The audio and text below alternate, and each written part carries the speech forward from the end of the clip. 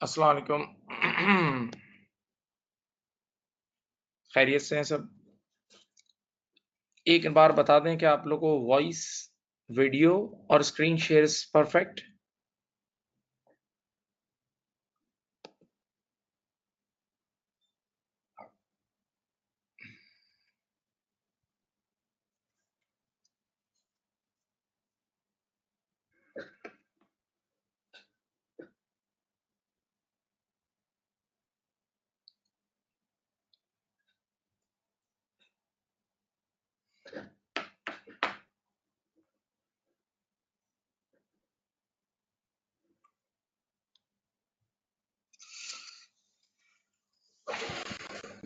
Start कर रहे हैं बस एक आदमी।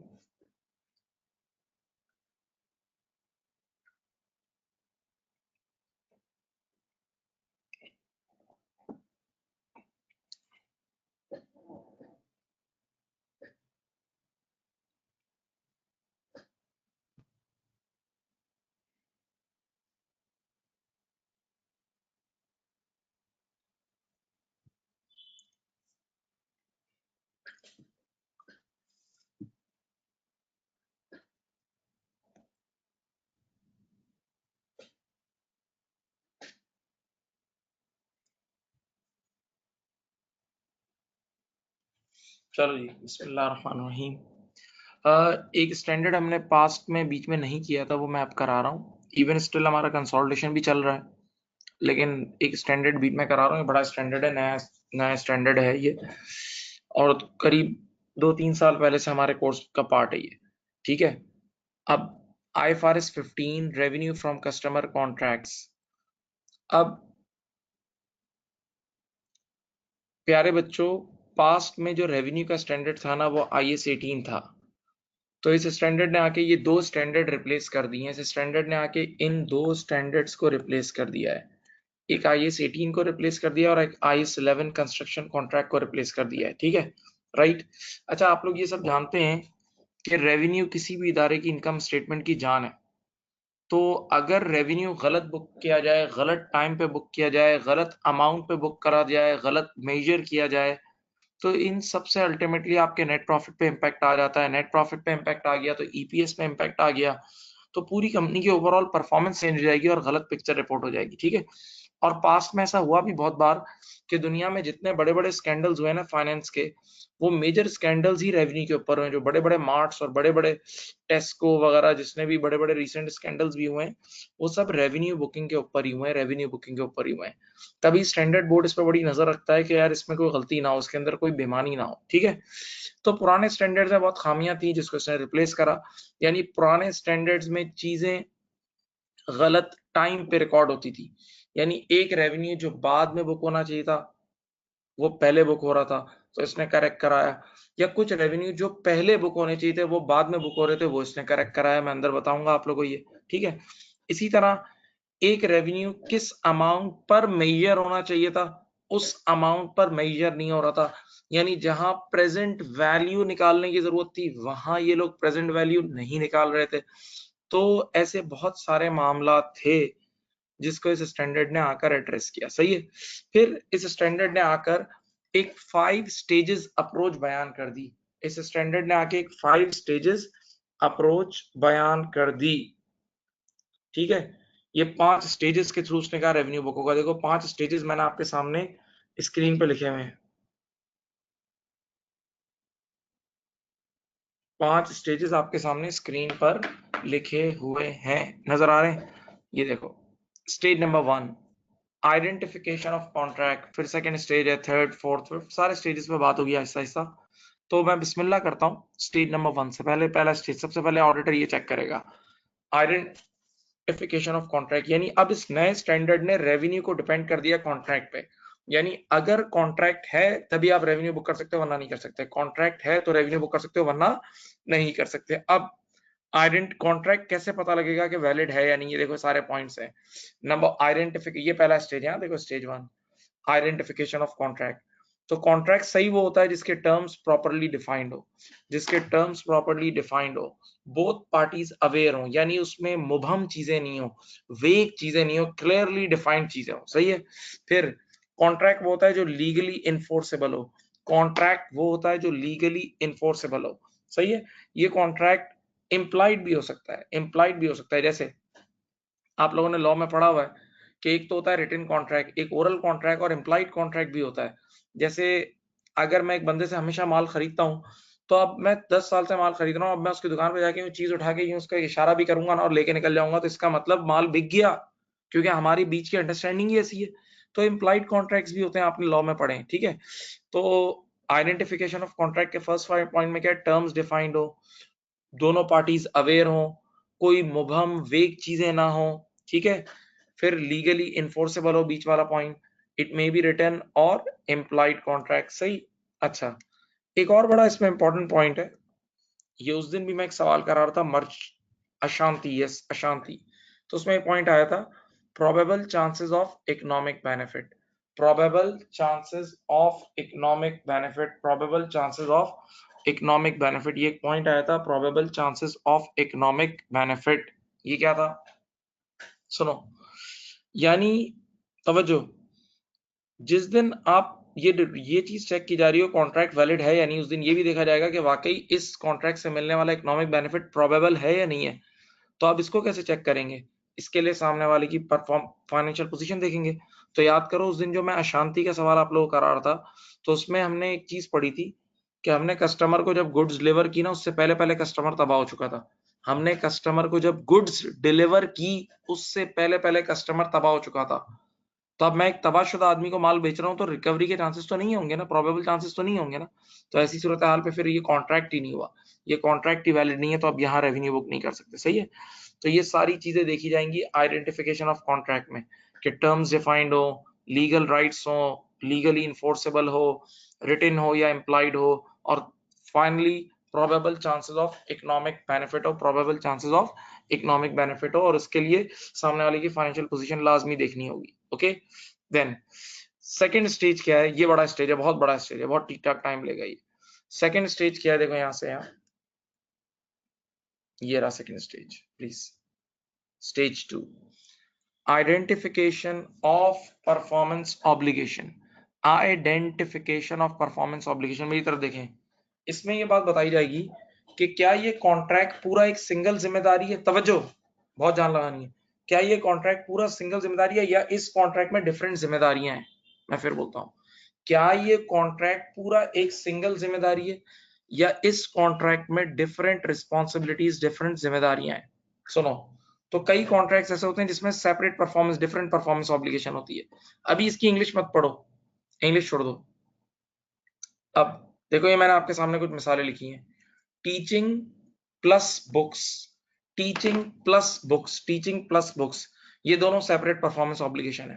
अच्छा, अगर किसी भी परफॉर्मेंस ऑब्लिगेशन को सेपरेट परफॉर्मेंस ऑब्लिगेशन यानी डिफरेंट परफॉर्मेंस ऑब्लिगेशन ट्रीट करना है ना, तो उसके लिए दो कंडीशन है। ये क्या है, पहली पढ़ो, ये ब्लू ब्लू इंक से लिखी हुई है, देखो, वो प्रोवाइड की जाती है सेपरेटली, यानी उसके प्रोवाइड करने वाले सेपरेटली मौजूद हो मार्केट में, उसको प्रोवाइड करने वाले सेपरेटली मौजूद हो। और दूसरा क्या लिखा है, बेनिफिटेड सेपरेटली, यानी कस्टमर को उससे अलग से फायदा भी हो रहा हो। दो शर्तें, वो सेपरेटली प्रोवाइड भी की जा सकती हो, मार्केट में उसको प्रोवाइड करने वाले अलग लोग मौजूद हो, और सेकंड, कस्टमर को उससे फायदा भी अलग से हो सके। बच्चे ने कहा ये क्या बात कर रहे हो आप, कुछ समझाओ तो सही। चलो समझाता हूं। अब देखो, मैं 6 मिसालें मैंने आपके सामने लिखी, बहुत ज्यादा मिसालें ये। Number 1, teaching plus books. बेटा, ये मिसाल जो मैं दे रहा हूँ ये हमारे इदारे में अप्लाई होती थी। 2009 में जब मिर्चा वाला इंस्टीट्यूट बना था, तो 2009 से 11 या 12 तक हम ये अप्लाई करते थे। क्या होता था, जब बच्चा एडमिशन लेने आता था एफआईए में, जो बेसिक एफआईए होता है इसी जगह, तो हम डायरेक्ट एक फीस कोट करते थे। उस फीस के अंदर 7 पेपर्स की बुक्स भी शामिल होती थी, उस फीस के अंदर 7 पेपर्स की बुक्स भी शामिल होती थी, और 7 पेपर्स की टीचिंग फीस भी शामिल होती थी। अब हकीकत बताऊं, ये दोनों डिफरेंट परफॉर्मेंस ऑब्लिगेशन है। क्यों, देखो वो शर्तें मीट हो रही हैं। मार्केट में बुक बेचने वाले अलग मौजूद हैं, अलग से लोग मौजूद हैं, और मार्केट में सिर्फ टीचिंग करने वाले लोग भी अलग से मौजूद हैं। तो ये दोनों चीजें मार्केट में प्रोवाइड करने वाले सेपरेटली मौजूद है ना। हाँ, अच्छा, सेकंड कंडीशन क्या है, बेनिफिटेड सेपरेटली, बेनिफिटेड सेपरेटली, तवज्जो, ये क्या है बेनिफिटेड सेपरेटली, कि कस्टमर्स को बुक्स से अलग फायदा होता है और क्लासेस से अलग फायदा होता है। ऐसे भी लोग हैं जो सिर्फ बुक से ही कोर्स पढ़ लेते हैं, आपने देखा है ऐसे बच्चे हैं जो सेल्फ स्टडी करके पढ़ लेते हैं। तो इसका मतलब ये दोनों शर्तें मीट हो रही हैं, टीचिंग एक अलग चीज है और बुक्स अलग चीज है। तो ऐसी सूरत हाल में ये दोनों सेपरेट परफॉर्मेंस ऑब्लिगेशन है, ये दोनों अलग अलग परफॉर्मेंस ऑब्लिगेशन ट्रीट होगी। और मैं एक बात बताऊं, जब बच्चा एडमिशन लेता था तो हम उसको 7 के 7 पेपर्स की बुक्स यूं अभी अभी हाथ में दे देते थे। तो बुक्स अभी अभी ट्रांसफर हो गई, बुक्स डे 1 पे ट्रांसफर हो गई, तो बुक्स का रेवेन्यू 1 सेकंड में बुक हो जाएगा, बुक्स का रेवेन्यू अभी अभी 1 सेकंड में बुक हो जाएगा। और टीचिंग हम आहिस्ता आहिस्ता करके करेंगे विद रिस्पेक्ट टू टाइम, तो टीचिंग का रेवेन्यू ओवर टाइम बुक होगा, टीचिंग का रेवेन्यू ओवर टाइम बुक होगा। ओके, ये पहली मिसाल थी। अब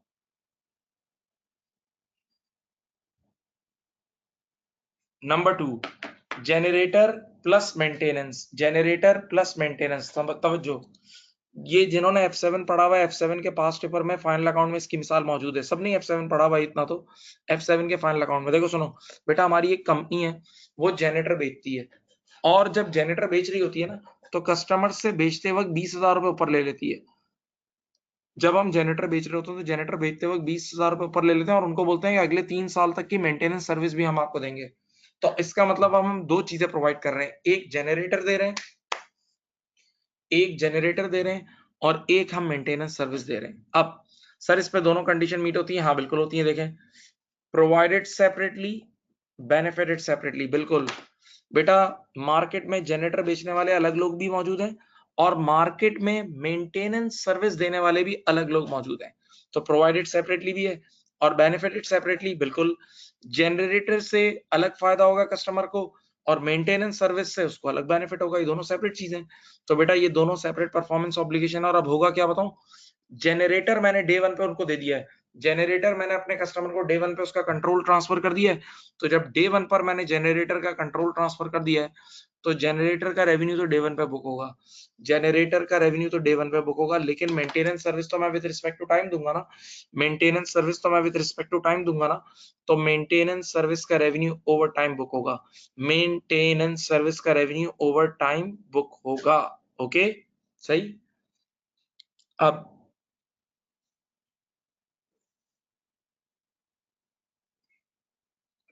अब उसके बाद mobile plus SIM contract, mobile plus SIM contract, this is very famous, foreign countries में बहुत फेमस है, पाकिस्तान में भी आ गया ऐसा ऐसा। देखो, मैं और आप क्या करते हैं, मोबाइल चाहिए तो हम जाते हैं सदर या तारिक रोड, मोबाइल अलग खरीदते हैं, फिर यूफोन की कंपनी से जाके सिम खरीद लेते हैं, यानी टेलीकम्युनिकेशन सर्विस यूफोन से ले लेते हैं या जैज से ले लेते हैं या वारिद से, और हम मोबाइल अलग खरीदते हैं। लेकिन बेटा दुनिया भर में एक और निजाम भी होता है, जनाबे वाला ये बात सुन लें, कि कॉन्ट्रैक्ट पे फोन मिलता है, जिसमें आपको डे 1 पे ही यूफोन कंपनी या जैस कंपनी या एतिसलात कंपनी आपको डायरेक्ट मोबाइल दे देती है और साथ सिम भी दे देती है। एक ही कंपनी आपको मोबाइल और सिम दोनों देती है, ठीक है। और अब आपको इंस्टॉलमेंट में 2 साल तक पेमेंट करनी है आहिस्ता आहिस्ता करके, और 2 साल तक उनकी सिम यूज करनी है। तो हकीकत में वो कंपनी दो सेपरेट परफॉर्मेंस ऑब्लिगेशन दे रही है। क्यों? पहली बात है, पहली देखो, दो शर्तें हैं, ये शर्तें हैं। नंबर 1, प्रोवाइडेड सेपरेटली, जी प्रोवाइडेड सेपरेटली है। मार्केट में फोन बेचने वाले अलग लोग भी मौजूद हैं, मार्केट में फोन बेचने वाले अलग लोग भी मौजूद हैं, और मार्केट में सिम बेचने वाले यानी टेलीकम्युनिकेशन सर्विस देने वाली कंपनीज अलग भी मौजूद हैं, सही है। ये सेपरेटली प्रोवाइड हो रही है। नंबर 2, कस्टमर को भी अलग अलग फायदा होगा, कस्टमर को मोबाइल से अलग फायदा होगा और उसकी सिम से अलग फायदा होगा, बिल्कुल डेफिनेट सेपरेट बेनिफिट्स है।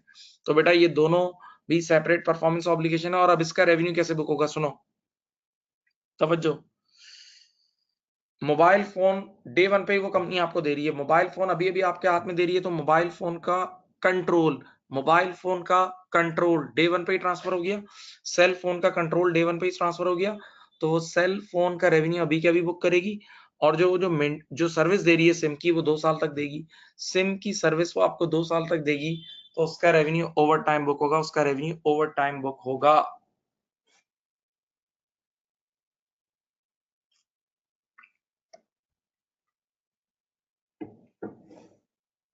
अब चौथी एग्जांपल, ये चौथी मिसाल जो मैं दे रहा हूं ना, ये मैंने केपीएमजी के एक हैंडआउट में से पढ़ी थी। केपीएमजी वालों ने इस स्टैंडर्ड के ऊपर हैंडआउट लिखा था, ड्रग प्लस मार्केटिंग।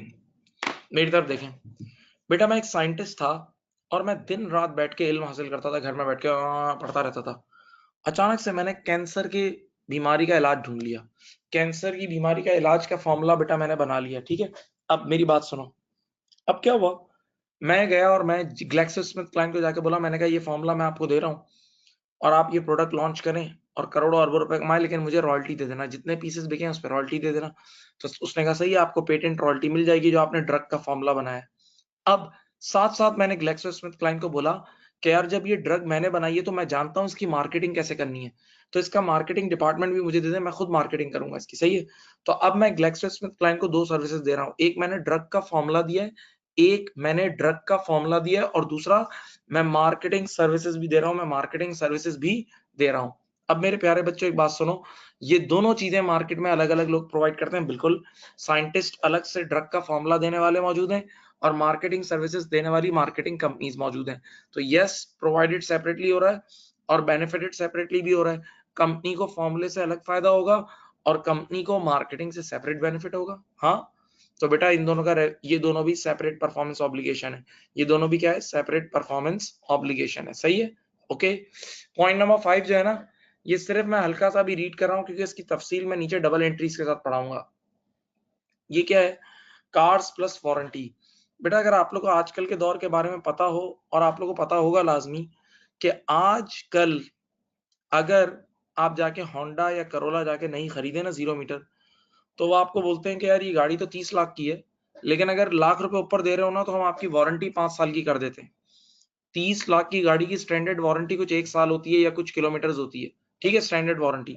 लेकिन वो साथ बोलते हैं कि अगर आप 1 लाख रुपए और दे दो ना तो we'll give you 5 years warranty, यानी वो बाकायदा वारंटी बेच रहे होते हैं, एक आफ्टर सेल सर्विस बेच रहे होते हैं। आजकल के दौर में बिकती है, अमेरिका में, दुनिया भर में बिक रही है भाई, पाकिस्तान में बिक रही है ये। तो अब क्या है, कार देना, गाड़ी देना एक सेपरेट परफॉर्मेंस ऑब्लिगेशन है, और ये जो वारंटी यानी एक मेंटेनेंस सर्विस टाइप की चीज जो आपने दी है ना, वारंटी यानी मेंटेनेंस सर्विस टाइप की चीज जो आपने दी है ना, ये एक सेपरेट परफॉर्मेंस ऑब्लिगेशन है, क्योंकि ये प्रोवाइडेड सेपरेटली और बेनिफिटेड सेपरेटली वाली कंडीशन को मीट कर रही है। तो मैंने बेटा आपके सामने 5 एग्जांपल दे दी हैं, 5 एग्जांपल दे दिए, ये सारी मिसालें जनाबे वाला सेपरेट परफॉर्मेंस ऑब्लिगेशन की है, ये सारी मिसालें सेपरेट परफॉर्मेंस ऑब्लिगेशन की है।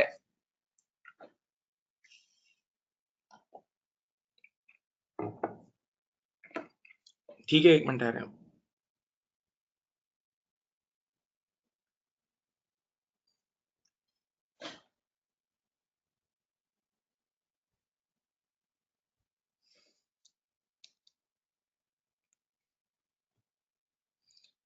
अब बच्चे ने कहा कि आपने ये तो एग्जांपल्स दे दी कि एक ही कॉन्ट्रैक्ट के अंदर more than one performance obligation की मिसाल तो दे दी। सर कोई ऐसी मिसालें भी दें जिसमें पूरा कॉन्ट्रैक्ट, तवज्जो, कोई ऐसी मिसाल भी दें जिसमें पूरा कॉन्ट्रैक्ट एक सिंगल परफॉर्मेंस ऑब्लिगेशन, ये देखो दी हुई है, ये है सिंगल पीओ, एग्जांपल ऑफ, ये देखो पढ़ो, single PO, example of single performance obligation. देखो ये कौन सी थी, ये मिसालें किसकी थी देखें, ये सेपरेट परफॉर्मेंस ऑब्लिगेशन की मिसालें थी और ये सिंगल परफॉर्मेंस ऑब्लिगेशन की मिसालें हैं, सही है। सेपरेट परफॉर्मेंस ऑब्लिगेशन के लिए वो ऊपर वाली दो शर्तें मीट होनी चाहिए थी, पढ़ लो, अब पढ़ लो, जाओ अब पढ़ो, ये पढ़ो ये condition, the entity promise to provide that goods और service is separately identifiable from other services in the contract. यानी आप जब कस्टमर को चीज कॉन्ट्रैक्ट कर रहे हो ना, उसमें अलग से लिखा हो कि हाँ ये भी दूंगा और ये भी दूंगा, यानी वो दोनों चीजें अलग से हाईलाइटेड हो, वो दोनों चीजें अलग से हाईलाइटेड हो, सही है। और इसका तर्जुमा ये प्रोवाइडेड सेपरेटली, यानी मार्केट में भी उसको देने वाले अलग अलग लोग मौजूद हो, मार्केट में भी वो सर्विस देने वाले और वो प्रोडक्ट देने वाले अलग अलग लोग मौजूद हो। चलो, और दूसरी शर्त क्या है, the customer gets benefit from those goods और सर्विसेज सेपरेटली, यानी किसी ना किसी तरह कस्टमर को भी उन दोनों से अलग अलग में भी फायदा हो, यानी अलग अलग में भी कस्टमर उनसे फायदा उठा ले किसी भी तरह। तो ये दोनों शर्तें अगर मीट हो गई तो फिर वो ट्रांजैक्शन एक सेपरेट परफॉर्मेंस ऑब्लिगेशन बन जाएगी, वो ट्रांजैक्शन एक सेपरेट परफॉर्मेंस ऑब्लिगेशन बन जाएगी। लेकिन तवज्जो, अगर इन दोनों में से कोई एक भी मीट ना हुई, इन दोनों में से कोई एक भी मीट नहीं होगी, तो फिर वो पूरा कॉन्ट्रैक्ट एक सिंगल परफॉर्मेंस ऑब्लिगेशन होगा। अब पढ़ो, पहली मिसाल टीचिंग वन पेपर, पहली मिसाल है, ये वाली मिसाल पहले दे रहा हूँ, टीचिंग वन पेपर। बेटा हम लोग बच्चे, हमारे पास बच्चा अगर कोई एडमिशन लेने आता है, हमारे पास बच्चा लेने आया, लेटेस्ट से F7 में एडमिशन लेने आया, तो हम उसको गौर से सुनना, वो पूरा पेपर हम लोग की एक सिंगल परफॉर्मेंस ऑब्लिगेशन होता है। हम लोग उस पूरे पेपर को एक सिंगल परफॉर्मेंस ऑब्लिगेशन ट्रीट करते हैं, एक पेपर। बच्चे ने कहा क्यों? मैंने कहा जवाब देता हूँ, सुनो। क्योंकि ये वाली कंडीशन मीट हो रही है, ये मीट नहीं हो रही। सुनो, ये वाली मीट हो रही है लेकिन ये मीट नहीं हो रही। समझाता हूं कैसे, सुनो। बेटा बच्चे ने क्लास में एडमिशन लिया, पहला हफ्ता उसने पढ़ा, तो पहले हफ्ते मैंने उसको कराया IAS 33। तो थोड़ा एक IAS पढ़ने से भी उसको फायदा तो हुआ ना, एक IAS पढ़ने से भी तो फायदा हुआ ना उसको यार। अगर वो एक IAS पढ़ के भी छोड़ के चला जाए तो रिमेनिंग IAS कहीं और पढ़ सकता है या घर पे पढ़ सकता है, तो वो जो एक IAS पढ़ा वो जाया तो नहीं हुआ ना, उसको फायदा तो हुआ ना। तो बेनिफिटेड सेपरेटली, यानी हर क्लास एक सिंगल परफॉर्मेंस ऑब्लिगेशन बन सकती है, हर क्लास एक सिंगल परफॉर्मेंस ऑब्लिगेशन बन सकती है, क्योंकि ये शर्त तो मीट हो रही है, लेकिन दूसरी मीट नहीं हो रही। दूसरी मीट नहीं हो रही, प्रोवाइडेड सेपरेटली वाली मीट नहीं हो रही, क्योंकि हमने बच्चे के साथ कोई ऐसा कॉन्ट्रैक्ट नहीं किया कि पहले दिन हम आपको IAS 1 पढ़ाएंगे, तीसरे दिन IAS 19 कराएंगे, फिर हम IFRS 2 कराएंगे, फिर हम IFRS 15 कराएंगे। ऐसा कोई कॉन्ट्रैक्ट नहीं करा हमने, कहा हम पूरा कोर्स आपको कराएंगे। हम लोग जो चीज बेचते हैं और मार्केट में भी यही है, पूरा कोर्स एक साथ बेचा जाता है, सेपरेटली एक एक IAS या एक एक क्लास सेपरेटली नहीं बेची जाती, पूरा कोर्स एक साथ बिकता है, सेपरेटली एक एक क्लास नहीं बेची जाती। इसी वजह से सेकंड कंडीशन मीट नहीं हो रही और पूरा पेपर एक सिंगल परफॉर्मेंस ऑब्लिगेशन है। तो हम अपने पूरे पेपर को, हम लोग जो रिकॉर्डिंग करते हैं, वो पूरे पेपर को एक सिंगल परफॉर्मेंस ऑब्लिगेशन ट्रीट करते हैं। सही।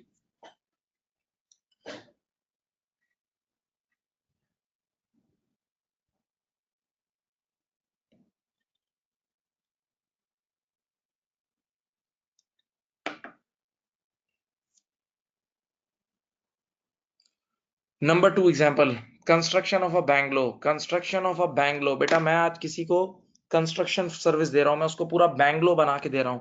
आज मैं किसी को कंस्ट्रक्शन सर्विस दे रहा हूं, पूरा बैंगलो बना के दे रहा हूं, सही है। अब मेरी बात सुनो, वो बैंगलो जो मैं बनाऊंगा ना, वो ग्राउंड+1 का बैंगलो है, ग्राउंड+1 का बैंगलो है, और सुनना समझ जाओगे। तो अब मैंने क्या करा, मैंने पहली दीवार रखी, दूसरी दीवार रखी, ग्राउंड फ्लोर कच्चा कच्चा बना दिया। तो बच्चे ने कहा कि क्या हर ईंट रखना, हर एक दीवार बना के देना एक सेपरेट परफॉर्मेंस ऑब्लिगेशन है? मैंने कहा नहीं।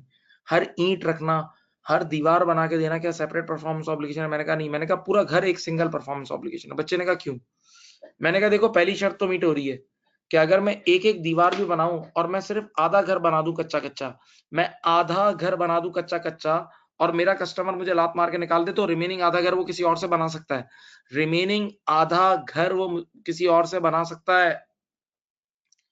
तो इसका मतलब बेनिफिटेड सेपरेटली वाली कंडीशन तो मीट हो रही है, हर ईंट पे, हर दीवार पे बेनिफिटेड सेपरेटली वाली कंडीशन तो मीट हो रही है। लेकिन मैं एक बात बोलूं, ये वाली कंडीशन मीट नहीं हो रही, प्रोवाइडेड सेपरेटली वाली कंडीशन मीट नहीं हो रही। मैंने उस बंदे से डायरेक्ट पूरे पूरे बैंगलो बनाने का कॉन्ट्रैक्ट किया है, मैंने उस बंदे से डायरेक्ट पूरे बैंगलो बनाने का कॉन्ट्रैक्ट किया। मैंने ये नहीं करा कि ये दीवार मैं पहले बनाऊंगा और ये ईंट पहले रखूंगा, नहीं। मैंने कॉन्ट्रैक्ट किया पूरा कंप्लीट घर बनाने का, और यही मार्केट प्रैक्टिसेस भी हैं, यही मार्केट प्रैक्टिसेस भी हैं, सही है।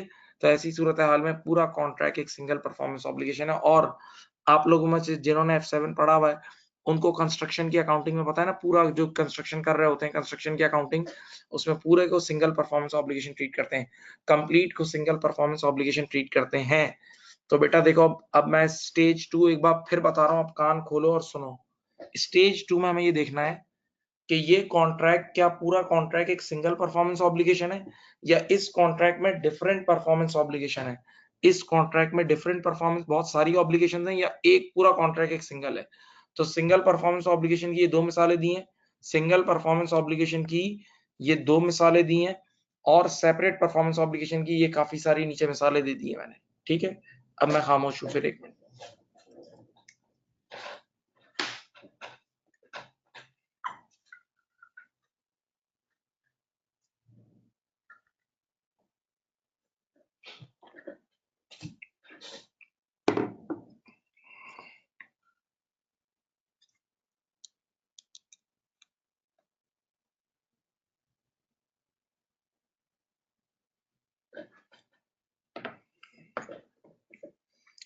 तो मैं फिर रिकॉल करता हूं, स्टेज 1 क्या था? कॉन्ट्रैक्ट है नहीं है। स्टेज 1 में ही चेक किया जाता था कॉन्ट्रैक्ट है या नहीं है। स्टेज 2 में ही देखा जाएगा ये पूरा कॉन्ट्रैक्ट एक सिंगल परफॉर्मेंस ऑब्लिगेशन है या इस कॉन्ट्रैक्ट में डिफरेंट परफॉर्मेंस ऑब्लिगेशन या डिफरेंट जिम्मेदारियां हैं। Now stage 3 is very detailed and very interesting. इस कॉन्ट्रैक्ट से क्या मिलेगा? Transaction price. The name of stage 3 is transaction price. इस कॉन्ट्रैक्ट से हमें क्या मिलेगा? इस कॉन्ट्रैक्ट से हमें क्या मिलेगा? इस कॉन्ट्रैक्ट से हमें क्या मिलेगा? इस कॉन्ट्रैक्ट से हमें क्या मिलेगा? तो बेटा यानी पैसे कितने मिलेंगे? मेरे प्यारे बच्चों, अब ये डिटेल्ड है, आप सुनना शुरू करो, कान खोलो। अब मेरी बात सुनो। दुआ तो अल्लाह ताला से यही करना कि कॉन्ट्रैक्ट से फिक्स मिलने का हो। कॉन्ट्रैक्ट से फिक्स मिलने का हो तो कोई अंदाजा लगाने की जरूरत नहीं है। अगर कॉन्ट्रैक्ट से फिक्स मिलने का हो तो अंदाजे की जरूरत नहीं है। लेकिन अगर कॉन्ट्रैक्ट से मिलने वाली कंसिडरेशन वेरिएबल होगी, वेरिएबल वेरिएबल वेरिएबल का मतलब नहीं पता कि 10 रुपए मिलेंगे या 15 या 20, वेरी हो सकते हैं। तो वेरिएबल कंसिडरेशन के साथ क्या करेंगे? बच्चे ने कहा पहले तो मुझे बताओ ये वेरिएबल कंसिडरेशन की कोई मिसाल है? वेरिएबल कंसिडरेशन की मिसाल है, हाँ तुमने बचपन में पढ़ी भी है F7 में। मैं तुम्हें एग्जांपल देता हूँ। पेनल्टी क्लॉज और इंसेंटिव क्लॉज। तवज्जो तवज्जो तवज्जो तवज्जो बेटा। आज मैं किसी बड़े सेट के लिए बड़ी बिल्डिंग कंस्ट्रक्ट कर रहा हूँ। आज मैं किसी बड़े सेट के लिए बड़ी बिल्डिंग कंस्ट्रक्ट कर रहा हूँ। तो सेट ने मुझे कहा कि ये बिल्डिंग आपने 3 साल में बना देनी है। मैंने कहा ठीक है। मैंने कहा 3 साल में बना के दूंगा तो कितने पैसे दोगे? बोला 10 करोड़ रुपए। 3 साल में ये बिल्डिंग बना दोगे तो आपको 10 करोड़ रुपए देंगे। 3 साल में ये बिल्डिंग बना दोगे तो आपको 10 करोड़ रुपए देंगे। लेकिन साथ सेठ ने एक और बात बोली, उसको डर लग रहा था क्योंकि पाकिस्तान में झूठे बहुत हैं, बहुत झूठ बोला जाता है। कंस्ट्रक्शन की इंडस्ट्री में तो यहाँ बहुत झूठ है, बेदर्दी से झूठ है। तो सेठ ने मुझे क्या बोला बताऊं? सेठ ने मुझे कहा, तवज्जो से सुनो, कि अगर तुमने 3 साल में बना दिया तो 10 करोड़ कूड़े दूंगा, लेकिन अगर 3 साल में 3 महीने लेट कर दिया, तुमने 3 महीने लेट कर दिया तो मैं 10% कम दूंगा, 10% कम दूंगा रेवेन्यू। तो रेवेन्यू हिलेगा ना, तो इसको बोलते हैं पेनल्टी क्लॉज। तो now this penalty clause is a variable consideration. Now this penalty clause is a variable consideration, सोच लो। इसी तरह एक होता है इंसेंटिव क्लॉज, क्योंकि गुनाह करोगे तो जहन्नम में जाओगे और नेकी करोगे तो जन्नत। इंसेंटिव क्लॉज क्या है? सेट कहता है कि अगर तुमने 3 साल में कंस्ट्रक्ट किया ना तो तुम्हें पूरे 10 करोड़ रुपए मिलेंगे, लेकिन अगर 3 साल से 2 महीने पहले कर दिया ना तो you will get 5% extra, 5% extra. Now again this extra amount will be your variable consideration. यानी अभी पता नहीं है ना, डे 1 से तो पता नहीं है मिलेगा या नहीं मिलेगा। इसी तरह पेनल्टी और इंसेंटिव का डे 1 से नहीं पता कि वो मिलेगा या नहीं मिलेगा। सोचो। तो दिस इज वेरिएबल। तो बच्चे ने कहा, बच्चे ने हाथ रेस किया, बोला एक सवाल है। मैंने कहा क्या? बोला सर क्या वेरिएबल कंसिडरेशन को अभी से बुक कर सकते हैं? क्या वेरिएबल कंसिडरेशन को अभी से बुक कर सकते हैं? जी हाँ कर सकते हैं, बस एक शर्त है, पढ़ो। Can only be booked, variable consideration can only be booked to the extent where reversal is impossible. बेटा सिर्फ उस हद तक बुक कर सकते हैं, सिर्फ उस हद तक बुक कर सकते हैं कि जहां, सिर्फ उस हद तक बुक कर सकते हैं कि जहां इसका रिवर्सल इम्पॉसिबल हो, जहां इसका बाद में ये यू टर्न ना ले ले, यानी हर हाल में मिले। इतना यकीन हो कि हर हाल में ये वेरिएबल कंसिडरेशन मिलेगी, तो फिर आप इसको बुक कर सकते हो। ठीक है, अभी मैं इस बात की मिसालें दे रहा हूं आपको, सुने। मिसाल सुनो। सेल और रिटर्न बेसिस, अब ये एक चेंज आया है। आईएस 18 इस बारे में कुछ और कहता था, आईएफआरएस 15 कुछ और कहता है। आईएस 18 इस बारे में कुछ कहता था और आईएफआरएस 15 कुछ कहता है। आईएस 18 क्या कहता था? तुम्हारा पुराना जो तुमने बचपन में पढ़ा हुआ है, तुम सब ने पढ़ा हुआ है। आईएस 18 कहता था कि अगर आपने किसी की दुकान पे गुड्स रखवाई, आपने किसी की दुकान पे गुड्स रखवाई और उसको बोला कि अगर गुड्स बिक जाए तो पेमेंट कर देना वरना गुड्स ही वापस कर देना, तो आईएस 18 के हिसाब से ये चीज क्या थी बताऊं? बोलने दो। आईएस 18 के हिसाब से इसको सेल बुक नहीं करते थे। यानी आईएस 18 कहता था कि अगर आपने सेल और रिटर्न पे चीजें रखवाई हुई हैं, यानी आपने सामने वाले को, तवज्जो, आपने सामने वाले को राइट टू रिटर्न दिया हुआ है। आपने सामने वाले को राइट टू रिटर्न दिया हुआ है। राइट टू रिटर्न का मतलब वापस करने का हक दिया हुआ है। तो ऐसी सूरत हाल में जब तक राइट टू रिटर्न उसके पास मौजूद है, आप रेवेन्यू बुक नहीं कर सकते। ये आईएस 18 कहता था। अब आईएफआरएस 15 क्या कहता है? सुनो। आईएफआरएस 15 क्या कहता है, मेरी मिसाल सुनो। मेरा ख्याल से मैं जिस ऑडियंस को भी पढ़ा रहा हूँ सब पाकिस्तान, कभी ना कभी तो आए, पाकिस्तानी हो तुम लोग सब। तो पाकिस्तान में आपने देखा ना डॉल्मेन मॉल क्लिफ्टन, और उधर हाइपर स्टार देखा है? डॉल्मेन मॉल क्लिफ्टन में हाइपर स्टार देखा है?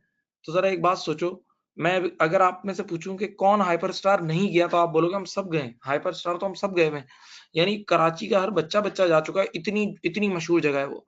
तो अब अगर मैं अपनी गुड्स हाइपर स्टार पे रखवा रहा हूँ सेल और रिटर्न बेसिस पे, हाइपर स्टार पे सेल और रिटर्न बेसिस पे, तो वहां तो पूरा शहर आता है, तो कोई ना कोई तो खरीद ही लेगा ना यार, पूरा शहर आता है यार, सोचो।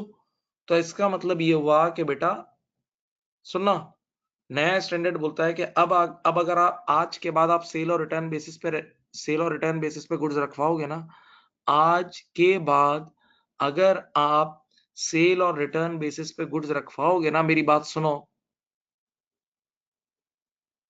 तो आप वेरिएबल कंसिडरेशन के हिसाब से, यानी आप ये सोचना कि कितने परसेंट चांसेस है कि गुड्स बिक जाएगी, यानी कुछ परसेंटेज तो बिकी जाती है हमेशा, 70% गुड्स तो हमेशा बिक जाती है। तो जितने परसेंट का यकीनी होना पास परफॉर्मेंस से, उतने परसेंट का आप रेवेन्यू अब बुक कर सकते हो, जबकि आईएस 18 में मना था। तो यहाँ पर आईएफआरएस 15 में अब सेल और रिटर्न बेसिस का रेवेन्यू भी बुक हो जाएगा वेरिएबल कंसिडरेशन के हिसाब से, कि उतने परसेंट रेवेन्यू बुक कर लेना जितने परसेंट का रिवर्सल बाद में नामुमकिन हो, जितने परसेंट का रिवर्सल बाद में नामुमकिन हो।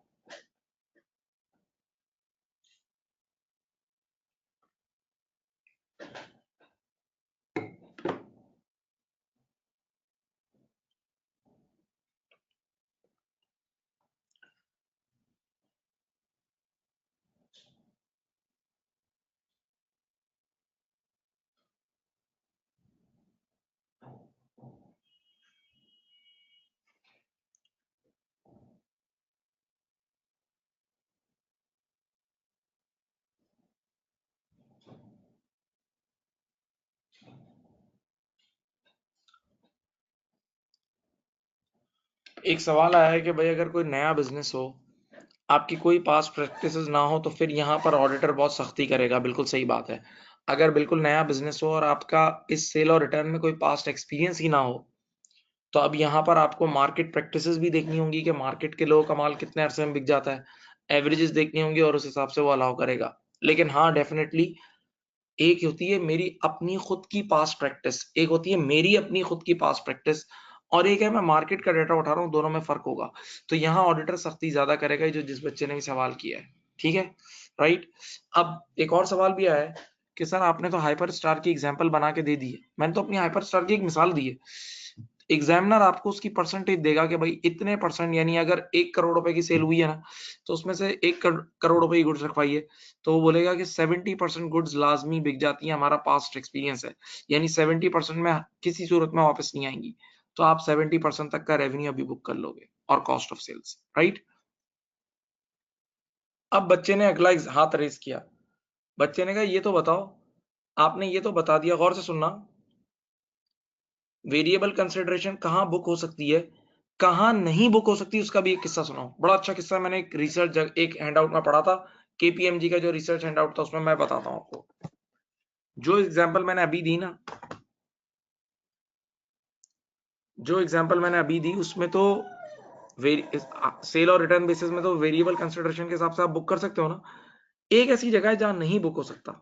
चलो मिसाल देता हूँ, सुनो, मैं लिख रहा हूं यहाँ, एग्जाम्पल ऑफ एसेट मैनेजमेंट। दिल से सुनना, आप समझोगे, बहुत अच्छी मिसाल है ये। मैनेजमेंट, आरिफ हबीब।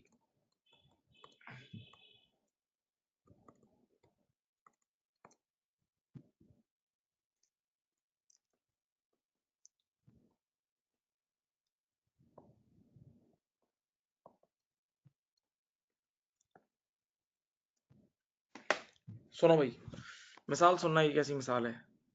ये ऐसी मिसाल है कि आज लेटेस्ट से मिर्चा वाला इंस्टीट्यूट के पास टीचिंग की वजह से कुछ पैसे जमा हो गए। तो हमने क्या करा, हम अपना एक एसेट मैनेजमेंट डिपार्टमेंट बना लेते हैं। हो सकता है अब आप लोगों को पता हो एसेट मैनेजमेंट का मतलब, कि हम लोगों ने कहा कि हमारे पास जो एक्स्ट्रा पैसा है ना, वो हम स्टॉक मार्केट में इन्वेस्ट कर देते हैं। एक्स्ट्रा पैसा हम लोग कहाँ इन्वेस्ट कर देते हैं, स्टॉक मार्केट में इन्वेस्ट कर देते हैं, ताकि कुछ और कमाई भी हो जाए। लेकिन stock market is a very dangerous market, तो उसमें हमारे एडमिन के लड़के बैठ के इन्वेस्ट नहीं कर सकते, उसके लिए एक प्रोफेशनलिज्म चाहिए।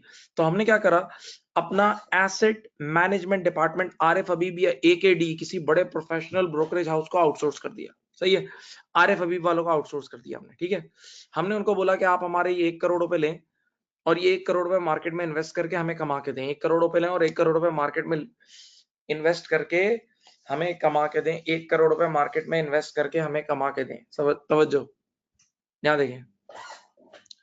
तो अब जब इस तरह की डील होती है ना, आप किसी को बोलते हो कि स्टॉक मार्केट का काम हमारे लिए करो, तो इसमें इंटरेस्ट को अलाइन करना बहुत जरूरी होता है। तो आपने आरिफ हबीब वालों को बोला कि यार जो भी कमा के दोगे 20% तुम्हारा, जो भी कमा के दोगे 20% तुम्हारा और 80 हमारा, ठीक है। अब सारा सुने आप, सेटलमेंट होगी ईयर के एंड पे। सेटलमेंट कब होगी? ईयर के एंड पे होगी। ईयर के मिड तक, ईयर के मिड तक जरा सुनो, 30 जून तक, 30 जून तक ईयर के मिड तक क्या बताऊं, जो मैंने 1 करोड़ रुपए दिए थे ना, उसने 1.5 करोड़ में कन्वर्ट कर दिए। 1 करोड़ को आरिफ हबीब वालों ने 1.5 करोड़। स्टॉक मार्केट में तो यही होता है रातों रात। जैसे अभी लास्ट वीक अगर आप लोग कराची पाकिस्तान स्टॉक एक्सचेंज को देख रहे हैं, तो कुछ शेयर्स लास्ट वीक से लेकर अभी तक 50%, 70% बढ़ गए। ऐसा वो जो गेम खेली थी इन्होंने, गिरा के उठाया अभी, तो कुछ शेयर्स तो छोटे छोटे शेयर 70%, 50% चेंज हो गए। तो आप यूं सोचें कि आरिफ हबीब वालों ने 1 जनवरी से 30 जून तक 1 करोड़ को 1.5 करोड़ में कन्वर्ट कर दिया, तो 50 लाख रुपए का टॉप लग गया ना, और 20% उनका होगा। तो क्या वो लोग अभी से रेवेन्यू बुक कर सकते हैं? क्या वो अभी से इसका रेवेन्यू बुक कर सकते हैं? तो उस हैंडआउट में लिखा था स्ट्रिक्टली नो, स्ट्रिक्टली नो, ये अनरियलाइज गेन है। और ये स्टॉक मार्केट का अनरियलाइज गेन है। स्टॉक मार्केट का अनरियलाइज गेन इतना खतरनाक होता है कि रात को सो और सुबह उठो, खत्म, पूरा क्लीन हो जाता है, इतना बुरी तरह क्लीन होता है। ऐसे बुरे लोअर लॉक लगते हैं कि शेयर हाथ में ही नहीं आता भाई, अगर आप लोगों का एक्सपीरियंस हो तो उसने स्ट्रिक्टली मना किया था कि ये वाला variable revenue asset management house अभी बुक नहीं कर सकता जब तक ईयर एंड पर इसकी रियलाइजेशन ना हो जाए, और ईयर एंड पर पार्टी सेटल ना कर ले, ये अभी से बुक नहीं हो सकता, क्योंकि स्टॉक मार्केट किसी के कंट्रोल में नहीं है। उसकी प्रेडिक्शन कोई कर ही नहीं सकता भाई, बात समझ रहे हो। और ये बाकायदा केपीएमजी के ऑफिशियल हैंडआउट में एग्जांपल लिखी हुई थी। तो बेटा मैं फिर बोलता हूँ, ट्रांजैक्शन प्राइस स्टेज नंबर 3 था, ट्रांजैक्शन प्राइस। उसका पहला पॉइंट क्या था? उसका फर्स्ट पॉइंट था वेरिएबल कंसिडरेशन। फर्स्ट पॉइंट क्या था? Variable consideration, variable consideration. Okay, तो फर्स्ट पॉइंट के अंदर मैंने एग्जांपल दी आपको पेनल्टी क्लॉज और इंसेंटिव क्लॉज की, समझाया कि वेरिएबल कंसिडरेशन क्या होती है। फिर मैंने बताया कि ये सिर्फ उस हद तक बुक हो सकती है कि जहां रिवर्सल नामुमकिन हो। जहां रिवर्सल क्या हो बेटा? नामुमकिन हो। Okay, right. और फिर मैंने आपको ये एक नया चेंज बताया कि सेल और रिटर्न बेसिस का पुराने IAS 18 में क्या ट्रीटमेंट था और अब नया क्या है। फिर मैंने आपको ये एक और example they the asset management की, आरिफ हबीब लिमिटेड वाली एसेट मैनेजमेंट की एग्जांपल दे दी, राइट। अभी स्टेज 3 खत्म नहीं हुआ, stage 3 is very big. Stage 3 के अंदर पैसों का मसला है ना, कि कितना पैसा मिलेगा, कितना पैसा मिलेगा।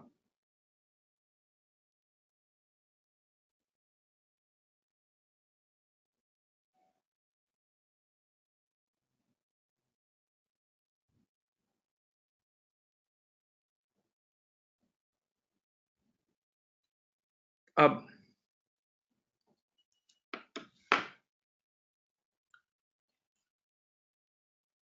आ जाओ स्टेज 3 पे ही है हम। स्टेज 3 बड़ा है, स्टेज 3 के ट्रांजैक्शन प्राइस पे ही है। और अब सुनो, ये भी बड़ा अच्छे किस्से हैं। Significant financing component, significant financing component, please दिल से।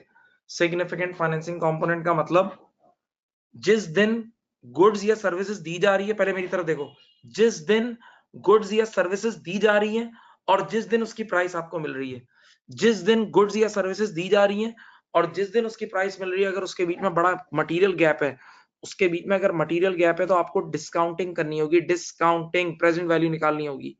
अब जो किस्सा मैं आपको सुना रहा हूँ, ये पहले वाले IAS 18 में भी था और IFRS 15 में भी है, लेकिन IFRS 15 ने हाईलाइट करके स्पेशली बताया है, और ये F7 के एग्जाम में बहुत बार आ चुका है। F7 की किट में भी ये सवाल मौजूद है। सुने, पहले बताओ सिग्निफिकेंट फाइनेंसिंग कंपोनेंट का मतलब क्या है, कब होगा?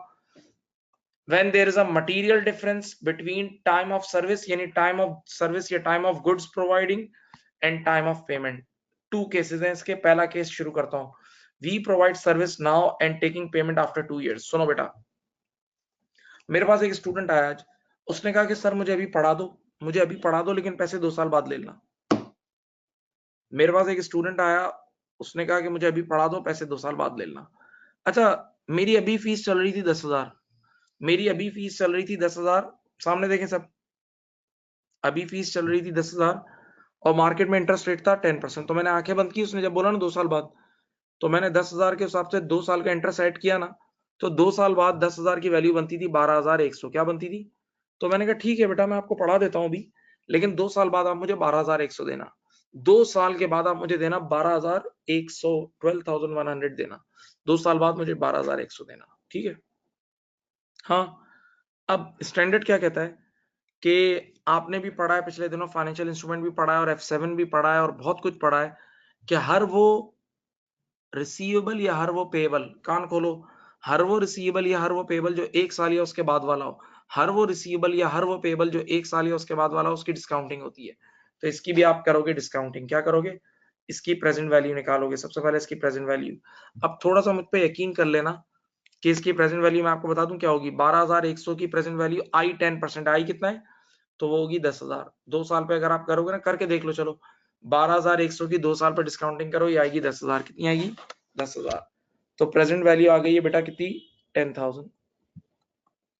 ओके, प्रेजेंट वैल्यू कितनी आ गई? 10,000। अब सामने देखें आप, अब बताएं, आपने डे 1 पे एंट्री बनाई, देखो क्रेडिट सेल की एंट्री बनाई, रिसीवेबल डेबिट, सब बच्चे देखें, रिसीवेबल डेबिट प्रेजेंट वैल्यू में बनाई एंट्री 10,000 और सेल्स क्रेडिट 10,000, रिसीवेबल डेबिट 10,000 और सेल्स क्रेडिट 10,000, रिसीवेबल डेबिट 10,000 और सेल्स क्रेडिट 10,000, रिसीवेबल डेबिट और सेल्स क्रेडिट 10,000, ऐसा ही है, रिसीवेबल डेबिट 10,000 और सेल्स क्रेडिट 10,000। अब सर बच्चे ने बोला ये आपने रिसीवेबल डेबिट क्यों करा? मैंने कहा एक बात बोलूं, साफ बात है, मैंने क्रेडिट सेल की है, मैंने उस बच्चे को अभी पढ़ा दिया, पैसे बाद में लूंगा, तो बेटा कुछ भी नहीं है, क्रेडिट सेल ही है, ठीक है। अब सोच के बताएं, ये रिसीवेबल जो 10,000 आए थ्रू डिस्काउंटिंग आया ना, ये रिसीवेबल जो 10,000 का आए थ्रू डिस्काउंटिंग आया ना, डिस्काउंटिंग, तो एक बात बोलूं, जिस रेट पे डिस्काउंटिंग होगी उसी रेट पे अनवाइंडिंग होगी, जिस रेट पे डिस्काउंटिंग होगी उसी रेट पे अनवाइंडिंग होगी। लेकिन कान खोल के सुन लो, ये डिस्काउंटिंग तुम अब रिसीवेबल की कर रहे हो, लाइबिलिटी की नहीं कर रहे। लाइबिलिटी की जो अनवाइंडिंग होती थी ना, अनवाइंडिंग, वो उसमें इंटरेस्ट एक्सपेंस आता था, इसमें इंटरेस्ट इनकम आएगी। बेटा इस बार आप रिसीवेबल को अनवाइंड करोगे, आज से पहले आप लाइबिलिटी को अनवाइंड करते थे। अब देखें, बताओ 10,000 का 10% कितना होता है? 10,000 का 10% कितना होता है बेटा? 1,000 होता है। तो पहले साल एक एंट्री बनेगी, रिसीवेबल डेबिट 1,000 और इंटरेस्ट इनकम, ये देखो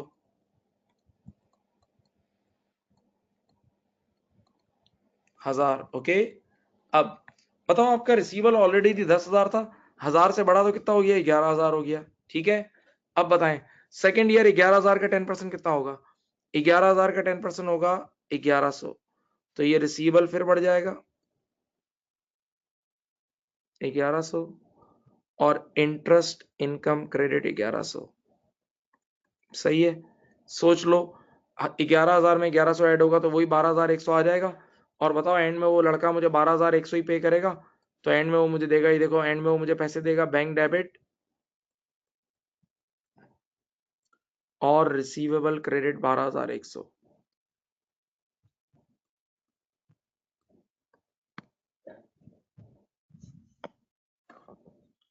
बैंक डेबिट और रिसीवेबल क्रेडिट 12,100।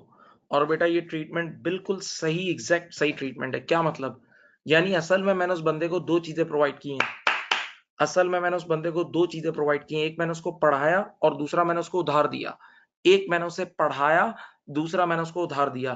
पढ़ाने के बदले मुझे सेल्स इनकम मिली और जो मैंने उस बच्चे को उधार दिया उसके बदले मुझे इंटरेस्ट इनकम मिली। और इंटरेस्ट इनकम हमेशा with respect to time book होती है, और यहाँ देखो इंटरेस्ट इनकम 2 सालों पे स्प्रेड हुई हुई है। तो this treatment is perfectly all right, यानी बिल्कुल सही है ये ट्रीटमेंट, सही। देख लेंगे, देख लें आराम से।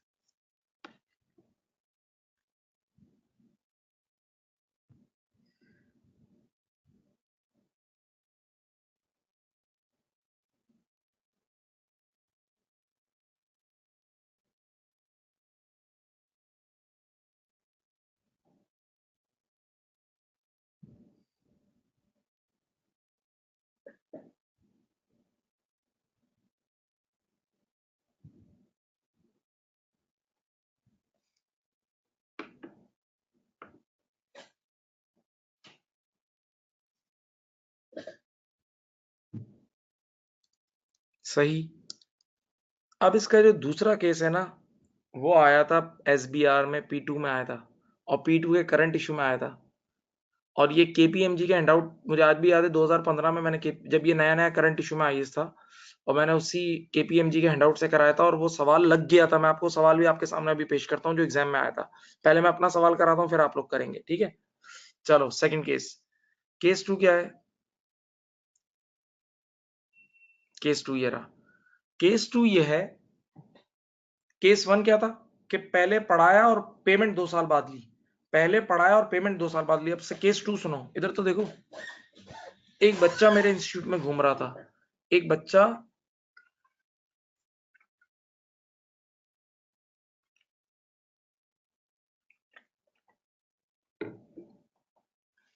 एक बच्चा मेरे इंस्टीट्यूट में घूम रहा था, सही है, 10,000 रुपए लेके। अचानक से मेरे से टकरा गया।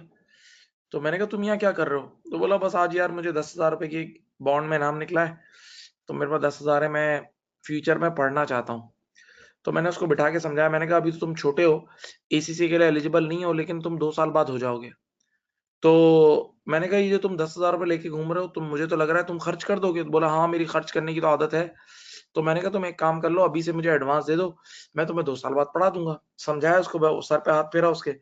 मैंने कहा बेटा तू अभी ये 10,000 मुझे दे दे, 2 साल बाद मैं तुझे पढ़ा दूंगा। वो मान गया, मासूम बच्चा था, और उसने मुझे 10,000 रुपए दे दिए, ठीक है। और वो पढ़ेगा 2 साल बाद, पढ़ेगा 2 साल बाद।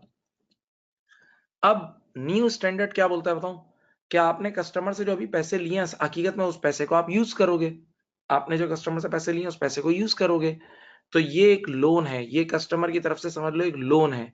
तो आप डे 1 पे एंट्री बनाओगे, बैंक डेबिट और लोन क्रेडिट। देखो उस बच्चे ने जो मुझे 10,000 रुपए दिए ना अभी, उसकी एंट्री बनेगी बैंक डेबिट और लोन क्रेडिट, लोन क्रेडिट, सही है।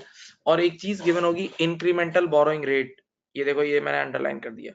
एक चीज गिवन होगी क्वेश्चन में, incremental borrowing rate. Let us से इंक्रीमेंटल बोरोइंग रेट गिवन है 10%, यानी मुझे मार्केट से 10% पे लोन मिलता है, ठीक है। तो मैंने लोन बुक कर लिया। अब देखो पहले साल मैंने क्या एंट्री बनाई, सिर्फ देखें यहाँ, सामने वाली पार्टी के मैंने 1,000 रुपए यूज किया। 1,000 का 10% कितना होता है? 10,000 का 10% कितना होता है? 1,000। तो मैं पहले साल एंट्री बनाऊंगा इंटरेस्ट एक्सपेंस डेबिट, बेटा देखो 1,000, और अपने लोन को बढ़ा दूंगा 1,000 से। देखते रहना, सिर्फ देखें। फिर ये लोन 10,000 का था, ये लोन 10,000 का था, 1,000 से बढ़ के कितने का हो गया? 11,000 का हो गया, सही है। अब सेकेंड ईयर बताएं, 11,000 का 10% कितना होता है? 1,100। तो ये एंट्री बनेगी इंटरेस्ट एक्सपेंस डेबिट 1,100 और लोन क्रेडिट 1,100, ठीक है। इंटरेस्ट एक्सपेंस डेबिट 1,100 और लोन क्रेडिट 1,100। अब देखें 11,000 प्लस 1,100 कितना हुआ? 11,000 प्लस 1,100 हुआ 12,100, ठीक है। एंड में लोन यहाँ आ गया। अब जब वो बच्चा मेरे से पढ़ेगा ना, तो मैं ये आखिरी दिन ये एंट्री बनाऊंगा। देखो मैं उस लोन को खत्म करूंगा 12,100 से, जब वो पढ़ेगा सर्विस दूंगा, और सामने सेल्स क्रेडिट कर दूंगा 12,100 से, सामने सेल्स क्रेडिट कर दूंगा 12,100 से। ये हमारे नए स्टैंडर्ड का ट्रीटमेंट है, और मेरा मानना ये this is the best treatment है। ये हमारे नए स्टैंडर्ड का ट्रीटमेंट है, और this is the best best treatment. ये सही ट्रीटमेंट है बिल्कुल। क्या मतलब? सुनो, यहाँ देखो, इधर देखो बेटा, आपने जब डे 1 पे उससे पैसे लिए, तो वो पैसे आप 2 साल यूज करोगे। मेरी तरफ देखिए, मैं आपको पूरी लॉजिक देता हूँ इसकी। ये जो इंटरेस्ट एक्सपेंस बुक हुआ, इसकी लॉजिक देता हूँ। जब आपने डे 1 से पैसे लिए कस्टमर से, तो आप उस पैसे को यूज करोगे 2 साल। तो जब आप उस पैसे को 2 साल यूज करोगे तो कमाओगे उस पैसे से। जब आप उस पैसे को 2 साल यूज करोगे तो 2 साल उस पैसे से कमाओगे। तो जब ऊपर इनकम बुक करोगे, तो नीचे एक्सपेंस भी तो बुक होना चाहिए, ताकि इनकम और एक्सपेंसेस मैच हो। नहीं समझे? आपने डे 1 पे पैसे ले लिए, अब वो पैसे आप कहीं इन्वेस्ट करोगे या उस पैसे को यूज करोगे, तो उस पैसों से फायदा उठाओगे, कमाओगे। तो जब ऊपर कमाई बुक कर रहे हो, तो नीचे एक्सपेंस भी तो बुक होना है ना, ताकि मैचिंग प्रिंसिपल अप्लाई हो। हाँ। और एक और बात भी यूं सोच लो कि आज जो उसने 10,000 दिए वो पड़ेगा तो 2 साल बाद, तो 2 साल बाद इस 10,000 की वैल्यू कुछ और हो जाएगी ना, तो उसी वैल्यू के हिसाब से सेल्स बुक होनी चाहिए ना। हाँ। तो ये ट्रीटमेंट याद रखना, ये एग्जाम में आया था, ये चीज एग्जाम में आई थी, ये चीज एग्जामिन हुई है।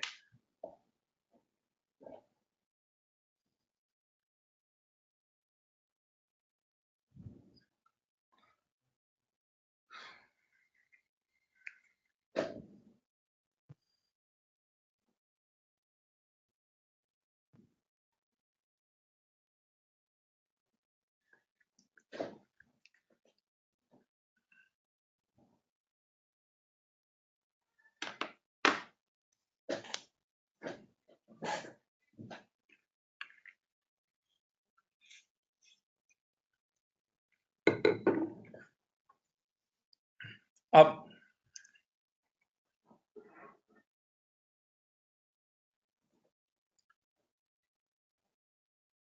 बेटा बात समझ गए, एक मैसेज करें ताकि मैं आपको पास्ट पेपर आपके सामने रखूं और आप मुझे सॉल्व करके दें।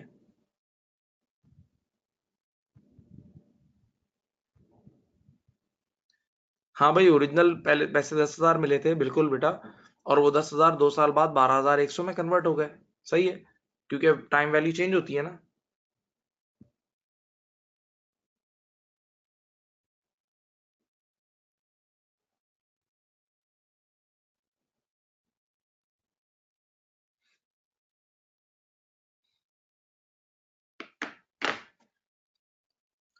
अब चलो आपके सामने रियल पास्ट पेपर आ रहा है, जो अभी आज से 2 साल 2.5 साल पहले आया था। करंट इशू में आया था, लेकिन आपको, आप देखो, आप लोग कर सकते हो नहीं। ये सेकंड वाला केस आया हुआ है। देखते हैं तुम लोग सही करते हो, मुझे 2 साल की एंट्री बना के दो। चलो मैं नीचे जा रहा हूँ, पास्ट पेपर थोड़ा नीचे लिखा है मैंने। ये रहा, चलो ये करो। ये है वो क्वेश्चन, टैंक के नाम से। करो। मैं कुछ भी नहीं बोल रहा, आप लोग खुद करके दें मुझे।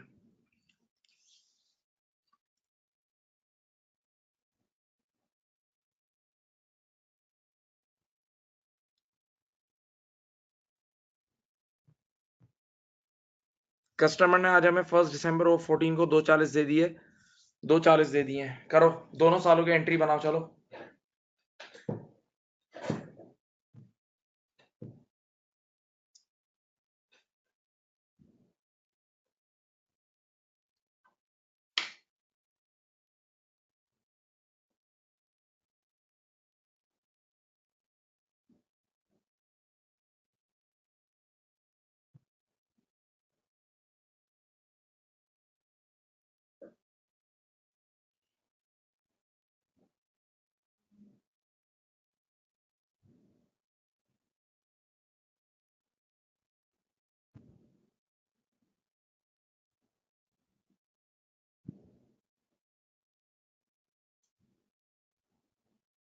करके दें बेटा, प्लीज ये क्वेश्चन करके दें।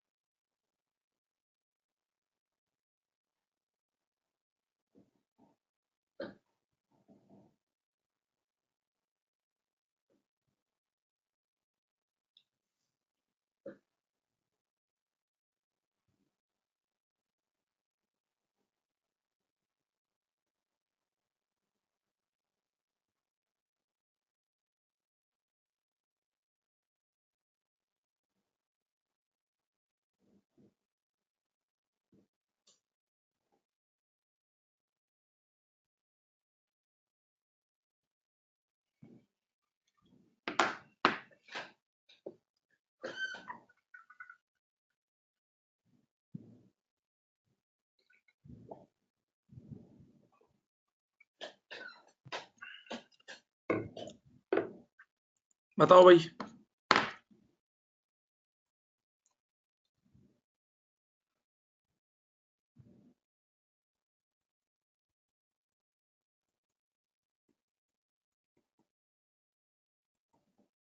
करके दो भाई।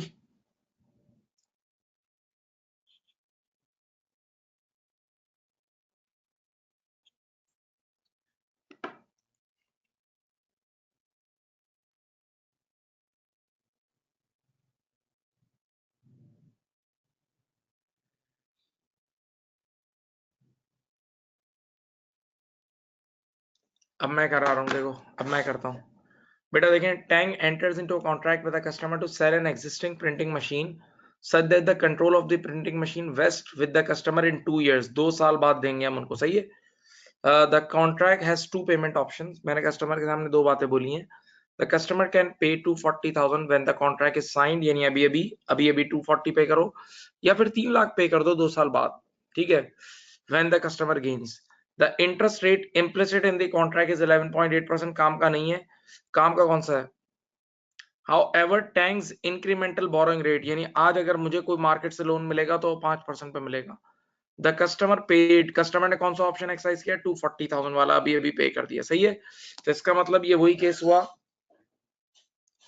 इसका मतलब ये वही केस हुआ कि पेमेंट आज रिसीव हुई और सर मशीन 2 साल बाद दूंगा। पेमेंट आज रिसीव हुई है, पढ़ाऊंगा 2 साल बाद। अब देखो क्या करूंगा मैं, इधर देखें, ये देखें, ये देख लें बेटा आराम से। मैं यहाँ 1 दिसंबर 14 एक साल लिख रहा हूँ, फिर आएगा 30 नवंबर 15, ये इधर अकाउंटिंग पीरियड था, ठीक है। फिर 30 नवंबर 16। प्यारे बच्चों देखो यहाँ डे 1 पे जो 2,40,000 आए ना 240, बेटा उसको हम एक लोन ट्रीट कर लेंगे। तो हम एंट्री बना देंगे, ये देखें बेटा, बैंक डेबिट 2,40,000 और लोन क्रेडिट 2,40,000, सही। अब इंक्रीमेंटल बोरोइंग रेट क्या है, 5%। 240 का 5% कितना होता है, 12,000। तो पहले साल की इंटरेस्ट की एंट्री कितनी होगी,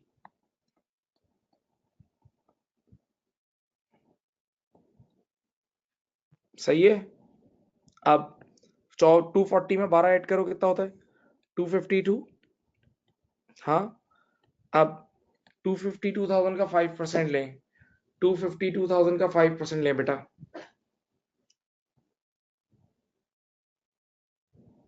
12,600,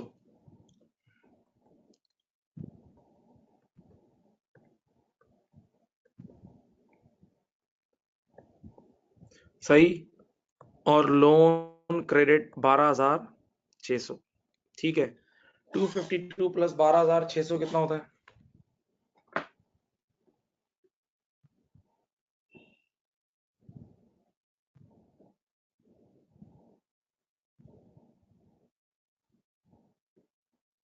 264,600 ये होता है, सही है जी।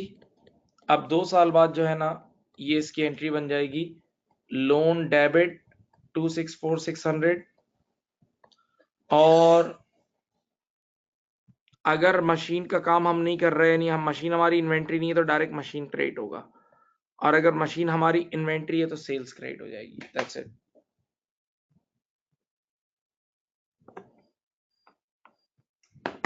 सही, किसी ने कर दिया,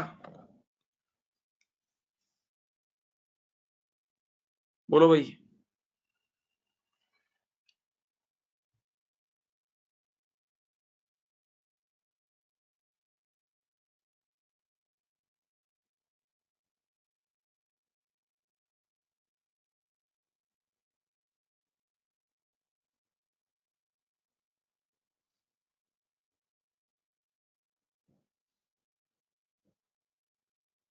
ठीक है। अब वी वर ऑन स्टेज 3, हम स्टेज 3 पे थे प्लीज। हम लोग किस स्टेज पे थे, स्टेज 3 पे थे प्लीज बेटा। ये रहा, स्टेज 3 का नाम था ट्रांजैक्शन प्राइस। स्टेज 3 का नाम था ट्रांजैक्शन प्राइस। तो उसमें मैंने कहा था सबसे पहली चीज है वेरिएबल कंसिडरेशन, एक इशू पढ़ाया था वेरिएबल कंसिडरेशन, उसकी मिसालें दी, फिर उसका ट्रीटमेंट बताया कि वेरिएबल कंसिडरेशन सिर्फ तब बुक हो सकता है कि जब उसके रिवर्सल के चांसेस नामुमकिन हो, ओके। फिर मैंने सेल और रिटर्न पढ़ाया, फिर मैंने एसेट मैनेजमेंट आरिफ हबीब की एग्जांपल दी, फिर मैंने आपको ये वाला एक नया एरिया पढ़ा है सिग्निफिकेंट फाइनेंसिंग कंपोनेंट, कि सर्विस प्रोवाइड होने वाले दिन डेट में या गुड्स प्रोवाइड होने वाली डेट में और पैसे रिसीव होने की डेट में बहुत बड़ा फर्क हो तो हम डिस्काउंटिंग करेंगे, तो हम डिस्काउंटिंग करेंगे, फिर हम डिस्काउंटिंग करेंगे। और उसमें भी 2 केसेस कराए। पहला केस क्या था, जिसमें पैसे आज रिसीव हो, नहीं पढ़ाया आज, पैसे बाद में रिसीव होंगे। दूसरा केस क्या था कि पैसे आज लिए, पढ़ाएंगे बाद में, ठीक है, ओके। एक और चीज होती है, एक्स्ट्रा चीज है, ओरली सुन लो स्टेज 3 के अंदर, और वो क्या होती है बताऊं? वो होती है कि कोई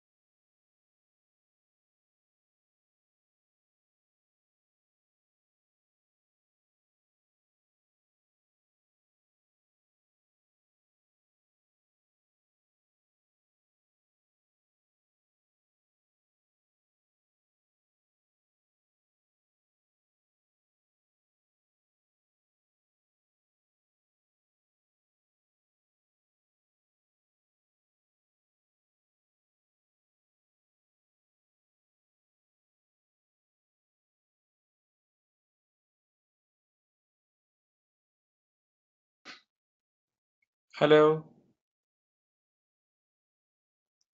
वॉइस आ रही है बेटा? हेलो, अस्सलाम वालेकुम।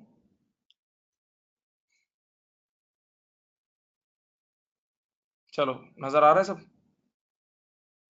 चलो, सॉरी हाँ, बीच में जरा इंटरनेट का इशू था। अब बात सुने, तो स्टेज 3 के अंदर मैं बता रहा था कि स्टेज 3 के अंदर एक और चीज होती है, स्टेज 3 के अंदर एक और चीज भी होती है, स्टेज 3 के अंदर एक और चीज भी होती है, और वो ये है, और से सुने, स्टेज 3 के अंदर एक और चीज भी होती है, और वो ये है कि कभी कभार कस्टमर हमें कोई नॉन कैश कंसिडरेशन दे रहा होता है, यानी पैसे, जैसे मैंने एक बच्चे को पढ़ाया, बदले में उस बच्चे ने मुझे प्रिंटर दे दिया या मोबाइल फोन दे दिया, तो अगर कभी कस्टमर नॉन कैश कंसिडरेशन दे रहा होगा, अगर कभी कस्टमर नॉन कैश कंसिडरेशन दे रहा होगा, सुने, तो ऐसी सूरत हाल में वो उस नॉन कैश कंसिडरेशन की जो फेयर वैल्यू होगी ना, उस पर एंट्री बन जाएगी, उस नॉन कैश कंसिडरेशन की जो फेयर वैल्यू होगी उस पर एंट्री बन जाएगी। सही है, डन, पक्का।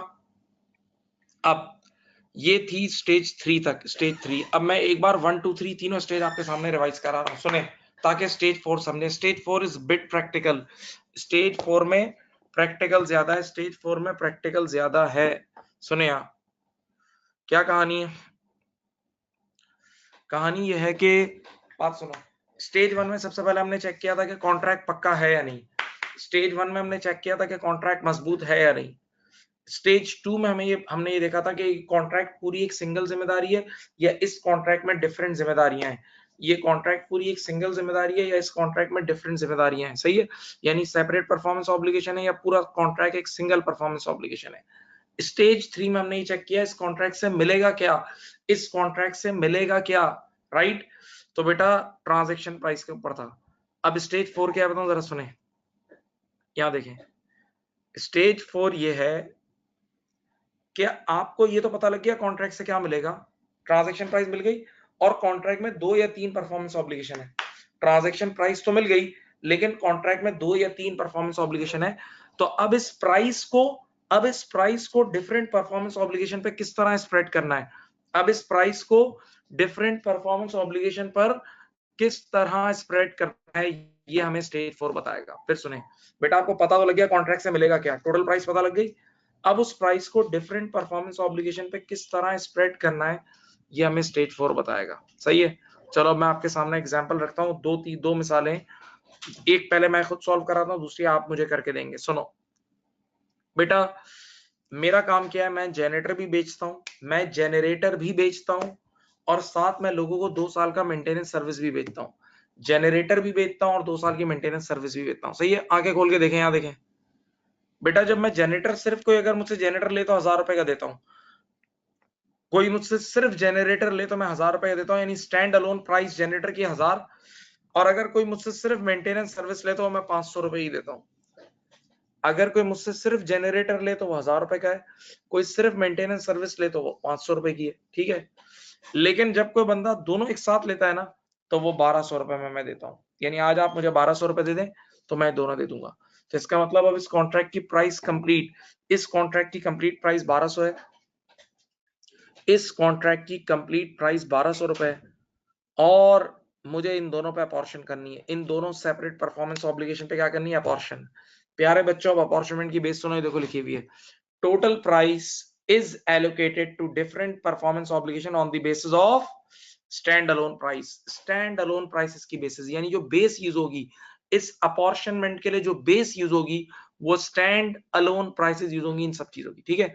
तो इसकी 1000 है और इसकी 500। अब देखो मैं आपको करके बताता हूँ, देखें यहाँ देखें बेटा, इसकी प्राइस है 1000 और इसकी 500 है, जरा टोटल कर लें, टोटल कितनी आई, 1500 आई, इसकी 1000 इसकी 500, टोटल 1500 आई।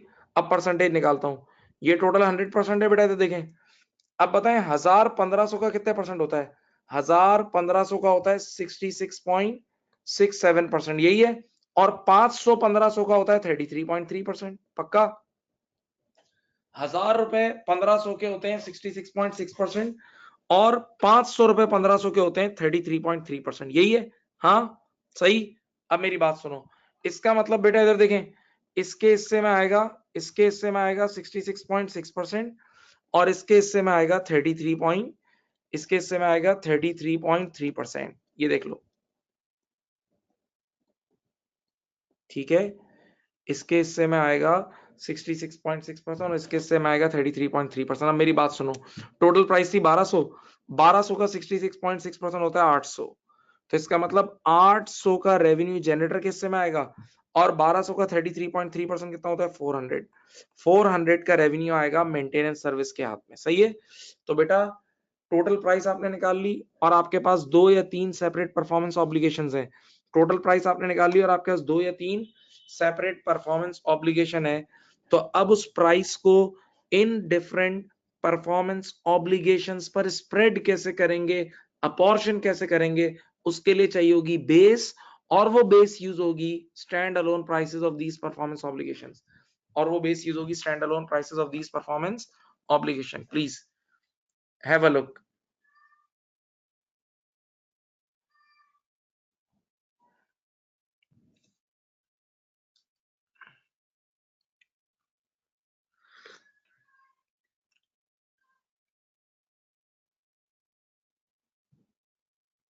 अब बच्चे ने कहा इसकी डबल एंट्री बना के बताओ। चलो बना देता हूं। देखो इधर फिर सीखो। जनरेटर तो मैंने अभी अभी दे दिया, जनरेटर तो मैंने अभी अभी दे दिया, तो जनरेटर के रिस्क एंड रिवॉर्ड और कंट्रोल तो अभी ट्रांसफर हो गया। जनरेटर तो मैंने अभी अभी दे दिया, तो जनरेटर का रिस्क एंड रिवॉर्ड और कंट्रोल अभी अभी ट्रांसफर हो गया। तो जनरेटर का रेवेन्यू तो मैं 1 सेकंड में बुक करूंगा, लेकिन मेंटेनेंस सर्विस तो मैं ओवर द पीरियड दे रहा हूं। मेंटेनेंस सर्विस तो मैं ओवर द पीरियड दे रहा हूं, तो मेंटेनेंस सर्विस का जो रेवेन्यू बुक होगा वो ओवर द पीरियड बुक होगा। मेंटेनेंस सर्विस का जो रेवेन्यू बुक होगा वो ओवर द पीरियड बुक होगा। ओके, सही। अब कैसे बुक होगा मैं आपको बताता हूं। देखो मैं स्केच बना के समझाता हूं। इधर देखो, यहां देखें,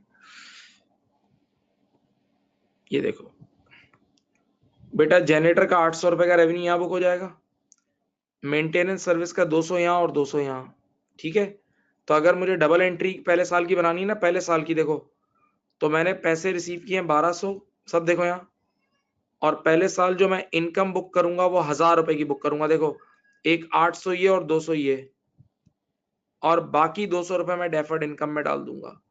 बाकी 200 रुपए की मैंने अभी सर्विस नहीं दी, सिर्फ पैसे लिए, वो मैं डेफर्ड इनकम में डाल दूंगा। ये देख लो, ये देख लो।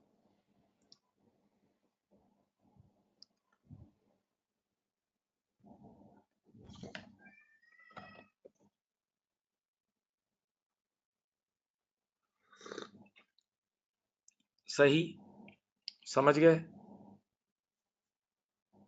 ये था स्टेज 4, ये था स्टेज 4।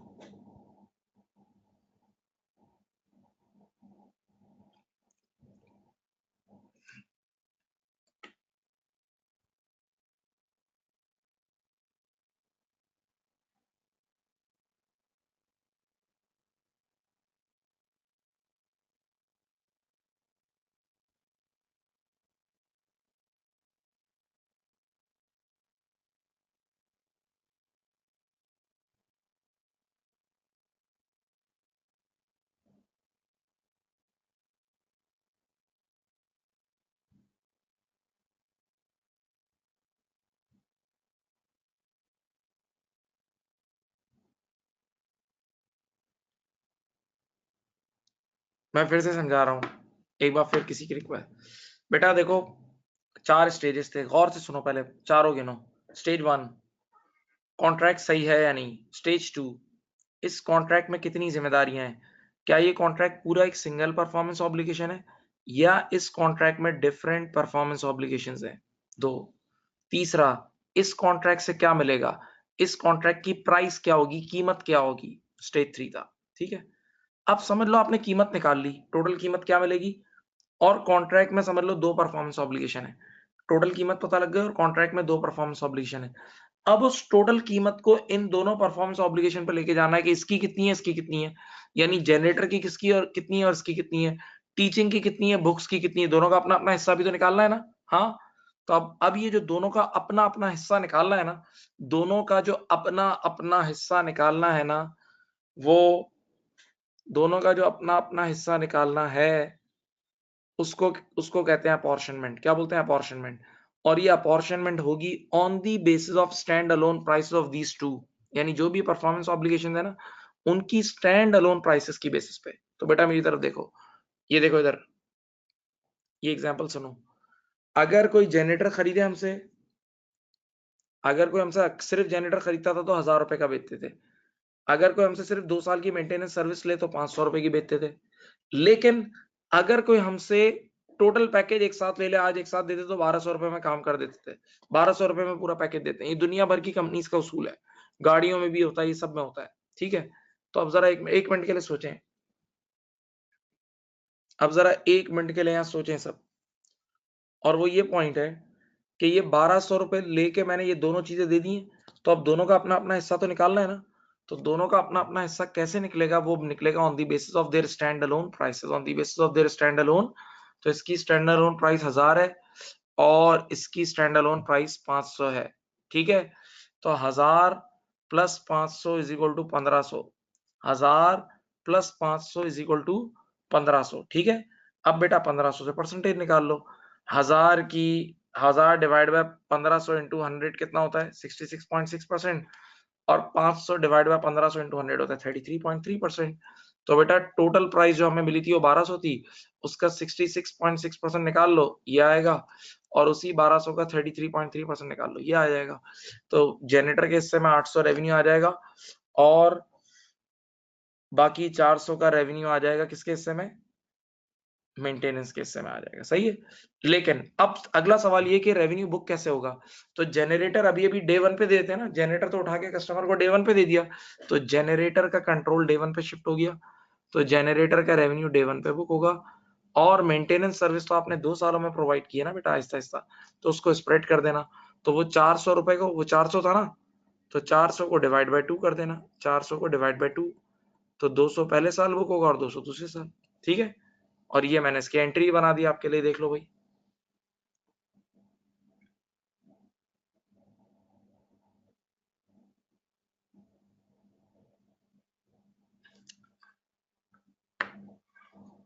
अच्छा, 1000 की इनकम कैसे आई? 1000 की इनकम कैसे आई? बेटा देखो, मैंने पूरे पहले साल की एंट्री बनाई है। 8 + 2 इज 1000 और पहले साल 1800 की इनकम डे 1 पे, और पहले साल के एंड होने तक एक साल की मेंटेनेंस भी तो दे दी होगी। पहले साल के एंड होने तक एक साल की मेंटेनेंस भी तो दे दी होगी। हाँ, तो इसीलिए वो 200 भी शामिल कर लिए।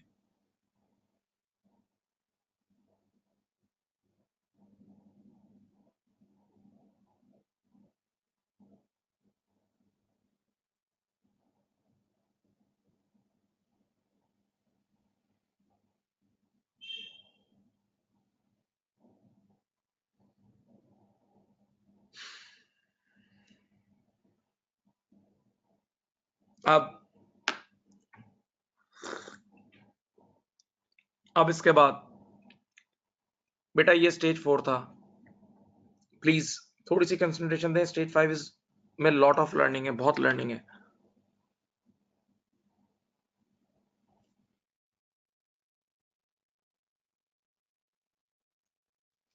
अब स्टेज 5 लास्ट स्टेज है, स्टेज 5।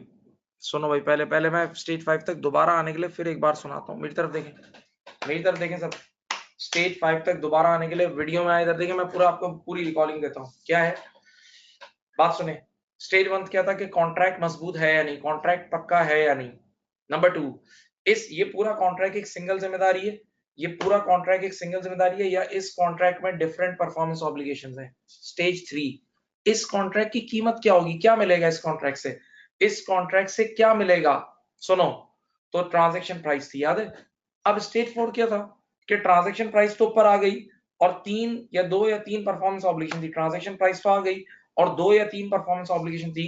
तो अब इस ट्रांजैक्शन प्राइस को इन परफॉर्मेंस ऑब्लिगेशन तक कैसे लेके जाना है, यानी एक एक का हिस्सा कितना है, एक एक का हिस्सा कितना है। तो इस काम के लिए, इस काम के लिए तवज्जो, इस काम के लिए आपको अपॉर्चनमेंट करनी होगी, और अपॉर्चनमेंट के लिए बेस यूज होगी stand alone prices. Base use होगी क्या? Stand alone prices, stand alone prices, stand alone prices use होगी। सही है इनकी। अब आखिरी बात जो हम सब ने सोचनी है, अब बेटा रेवेन्यू, अब रेवेन्यू एक एक परफॉर्मेंस, पहले ऊपर था ना रेवेन्यू, टोटल टोटल रेवेन्यू था, अब मैंने उसको अपॉर्शन करके एक एक सिंगल परफॉर्मेंस ऑब्लिगेशन पे रेवेन्यू ले आया हूं। अब मैं रेवेन्यू एक एक सिंगल परफॉर्मेंस ऑब्लिगेशन ले आऊं। आखिरी सवाल जो लाजमी बताना है, और वो ये कि अब ये रेवेन्यू बुक कब करें। अब ये है कि वो रेवेन्यू बुक कब करें। तो अब रेवेन्यू बुक करने के 2 तरीके हैं, सुने। बुक रेवेन्यू, स्टेज 5 का नाम ही है बुक रेवेन्यू। एक है पॉइंट इन टाइम, एक क्या है, point in time. Point in time का मतलब कुछ चीजों का रेवेन्यू यकमुश्त एकदम बुक होता है, कुछ चीजों का रेवेन्यू यकमुश्त एकदम बुक होता है, और कुछ चीजों का रेवेन्यू बुक होता है ओवर टाइम। कुछ चीजों का रेवेन्यू यकमुश्त एकदम बुक होता है और कुछ चीजों का रेवेन्यू बुक होता है ओवर टाइम। भाई यकमुश्त किन चीजों का बुक होता है, पहले ओरल सुनो, उसको छोड़ो। जिन चीजों की जैसे गुड्स हैं, एकदम हम प्रोवाइड करते हैं और सामने वाले को उन चीजों का कंट्रोल देते हैं, एकदम प्रोवाइड करके सामने वाले को उन चीजों का कंट्रोल देते हैं और बोलते हैं भागो, बस अब हमारी जिम्मेदारी नहीं है। एकदम प्रोवाइड करा और सामने वाले को कंट्रोल दे दिया और यूं हट गए, तो अब इन पे तो हम यकमुश्त ऑन टाइम रेवेन्यू बुक करते हैं, सही है। जैसे गुड्स वगैरह मार्केट में प्रोवाइड की जाती है, उन पे ऑन टाइम रेवेन्यू एक साथ बुक होता है, और कुछ चीजों पे ओवर टाइम बुक होता है। पहले मैं ऑन टाइम पढ़ा रहा हूं, पहले on time point in time पढ़ा रहा हूं, पहले मैं पढ़ा रहा हूं point in time, over time जरा ज्यादा है। पॉइंट इन टाइम पहले पढ़ा रहा हूं।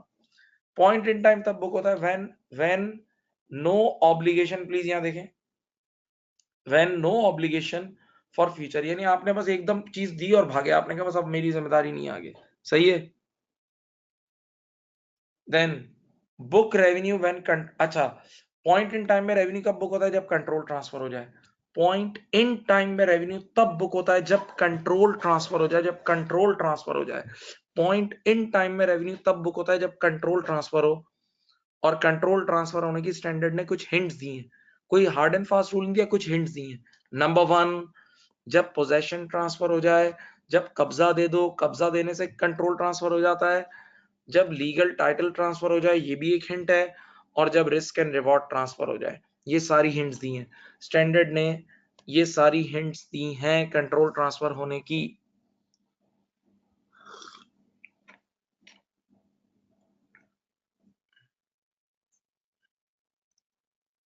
ठीक है, तो रेवेन्यू बुक करने के दो तरीके हैं। Number 1, point in time. Point in time का मतलब एक साथ बुक करो।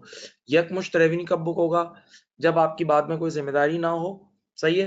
तो ऐसी सूरत हाल में आप एकदम रेवेन्यू बुक करोगे, और ऐसी सूरत हाल में भी जब बुक करोगे तो तब बुक करोगे जब कंट्रोल ट्रांसफर हो जाए, जब कंट्रोल ट्रांसफर हो जाए, जब कंट्रोल ट्रांसफर हो जाए। ओके, सही। और कंट्रोल ट्रांसफर होने की ये हिंट्स हैं। अब थोड़ा सी हिम्मत दिखाएं।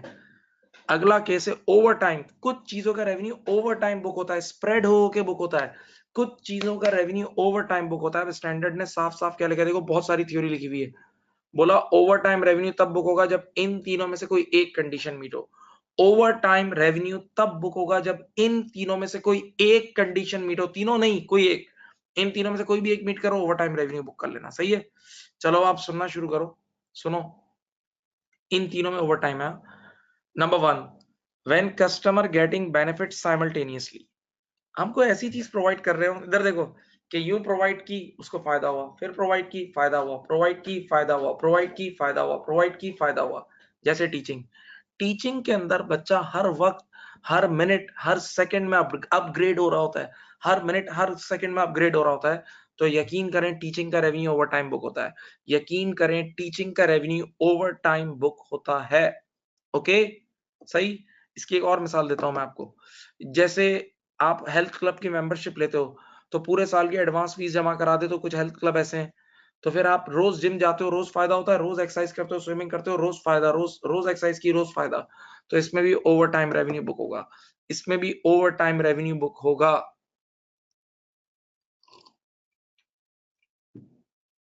अब ये पहला केस था, सेकंड केस सुनो। ये अलग केस है। Second, when seller performance creates an asset which comes under control of customer.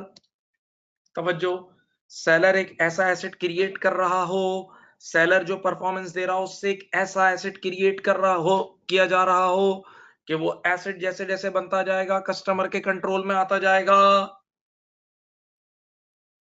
Seller एक ऐसी परफॉर्मेंस दे रहा हो कि जिससे एक ऐसा एसेट क्रिएट हो रहा हो कि वो एसेट जैसे जैसे बनता जाएगा, जैसे जैसे बनता जाएगा, वैसे वैसे कस्टमर के कंट्रोल में आता जाएगा। तो इसकी मिसाल क्या बताऊं, construction at customer plot. Construction at customer plot बिल्कुल सही एग्जांपल है, बिल्कुल सही एग्जांपल है। अब क्या आप सुनो, ग्राउंड प्लस 3 की आप बिल्डिंग बना रहे हो, अगर आपने एक ग्राउंड फ्लोर भी बना दिया तो वो कस्टमर के हिस्से में आ जाता है, कस्टमर के प्लॉट कस्टमर का है ना। हाँ, तो अब हम लोग कंस्ट्रक्शन की दुनिया में भी ओवर टाइम रेवेन्यू बुक करते हैं, हम लोग कंस्ट्रक्शन की दुनिया में भी ओवर टाइम रेवेन्यू बुक करते हैं, नहीं समझे।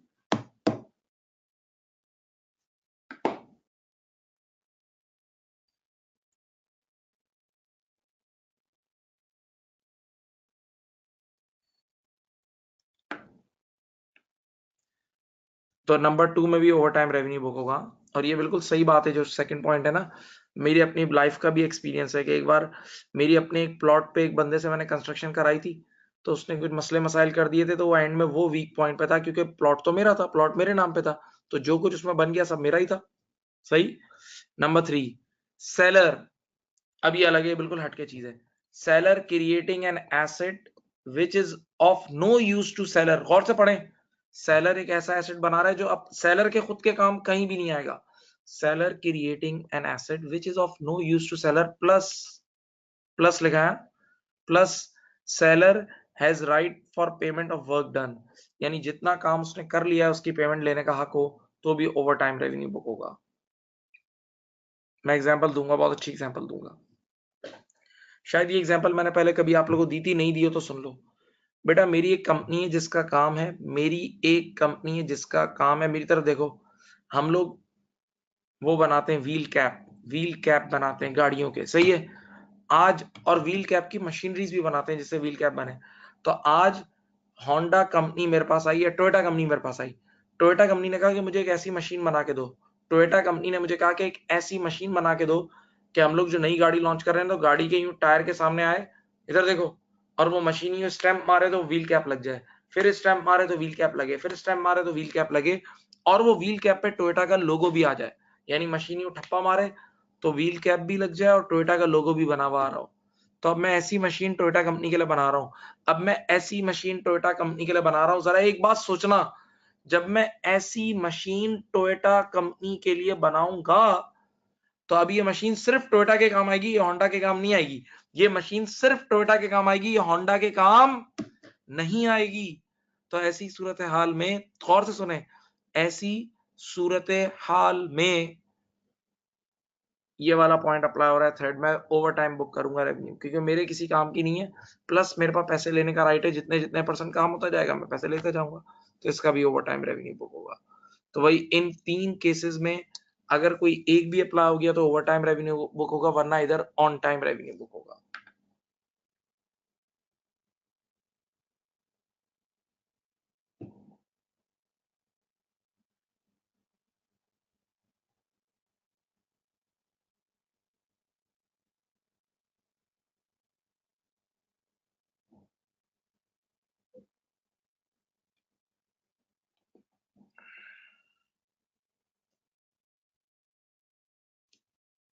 अब अब मैं कुछ एक्स्ट्रा बातें, मैंने कुछ चीज, जब ये आईएएस आज से 2.5-3 साल पहले आया था, मैंने बहुत रिसर्च की थी इस पे। मैं कुछ 1-2 मिसालें आपको हटके देना चाहता हूँ जो मैंने पढ़ी थी, आप लोग को भी फायदा होगा उससे इंशाल्लाह। सुने, यहाँ देखिए बेटा, अगर आप लोग दुनिया में जहां भी हो तो आपको पता होगा, एक होता है फ्रेंचाइजर और एक होता है फ्रेंचाइजी। जैसे केएफसी वाले अपना फ्रेंचाइज देते हैं, मैकडोनल्ड देते हैं, हार्डीज देते हैं, सब ब्रांड्स अपना फ्रेंचाइज देते हैं, सही है। तो जब ये ब्रांड अपना फ्रेंचाइज देते हैं, मेरी तरफ देख के सुने, तो ये लोग एक तो मुंह दिखाई लेते हैं, वन ऑफ पेमेंट लेते हैं, वन ऑफ पेमेंट लेते हैं मुंह दिखाई, और फिर आप जितना माल इनका बेचो ना, तो आपको जितना भी सेल होगी उसका 5%, 6% या 12% लेते हैं।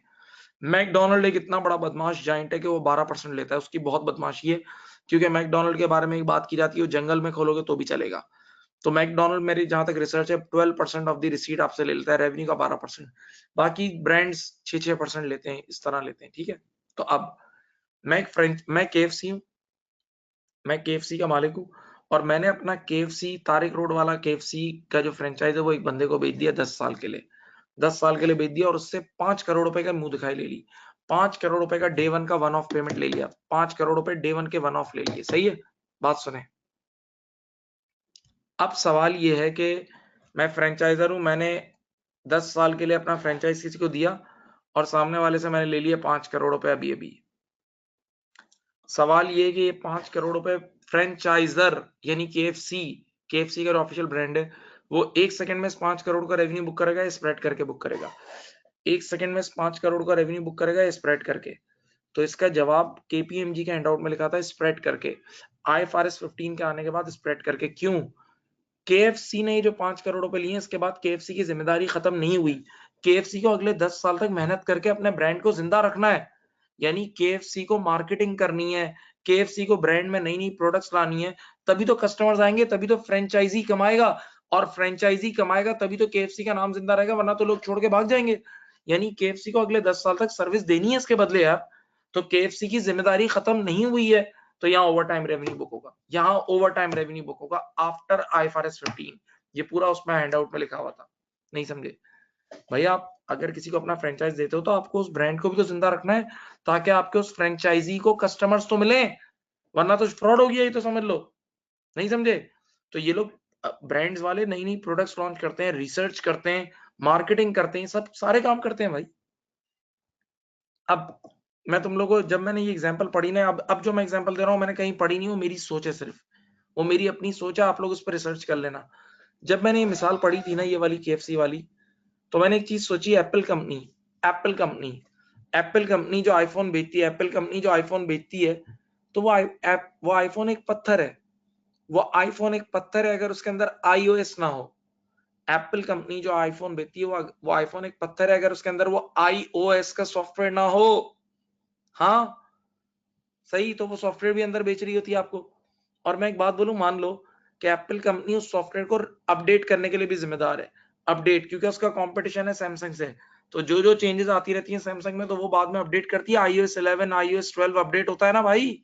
हाँ, तो मेरा अपना मानना ये है कि एप्पल कंपनी को भी कुछ रेवेन्यू बाद में बुक करना चाहिए, एप्पल कंपनी को भी अपने फोन का कुछ रेवेन्यू बाद में बुक करना चाहिए आफ्टर रीडिंग दिस एग्जाम्पल, नहीं समझे?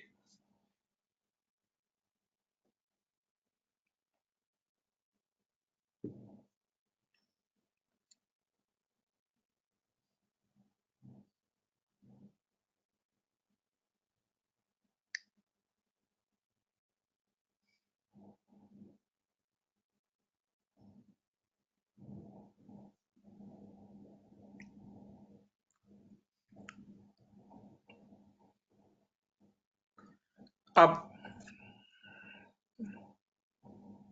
ये थे 5 स्टेजेस, ये थे 5 स्टेजेस। अब मैंने आपसे ऊपर वारंटीज की मिसाल देते वक्त मैंने कहा था कि मैं वारंटी पे जरा तफसीलात बताऊंगा। आइए मैं अब आपकी खिदमत में वारंटी की तफसील बताता हूँ कि कब वारंटी पे IS 37 लगेगा और कब ये लगेगा। जरा होश में बैठे बस, मैं कोशिश करके, मेरी लास्ट एग्जाम्पल है, फिर मैं क्लास ऑफ कर दूंगा, सही है? बस लेकिन इसको अच्छी तरह समझें बेटा। पहले ये वाली एग्जाम्पल सुने, ये वाली सुने पहले ये। बेटा एक स्टैंड, हम लोग बचपन से वारंटी IS 37 के थ्रू पढ़ रहे हैं, हम लोग बचपन से वारंटी IAS 37 के थ्रू पढ़ रहे हैं बेटा।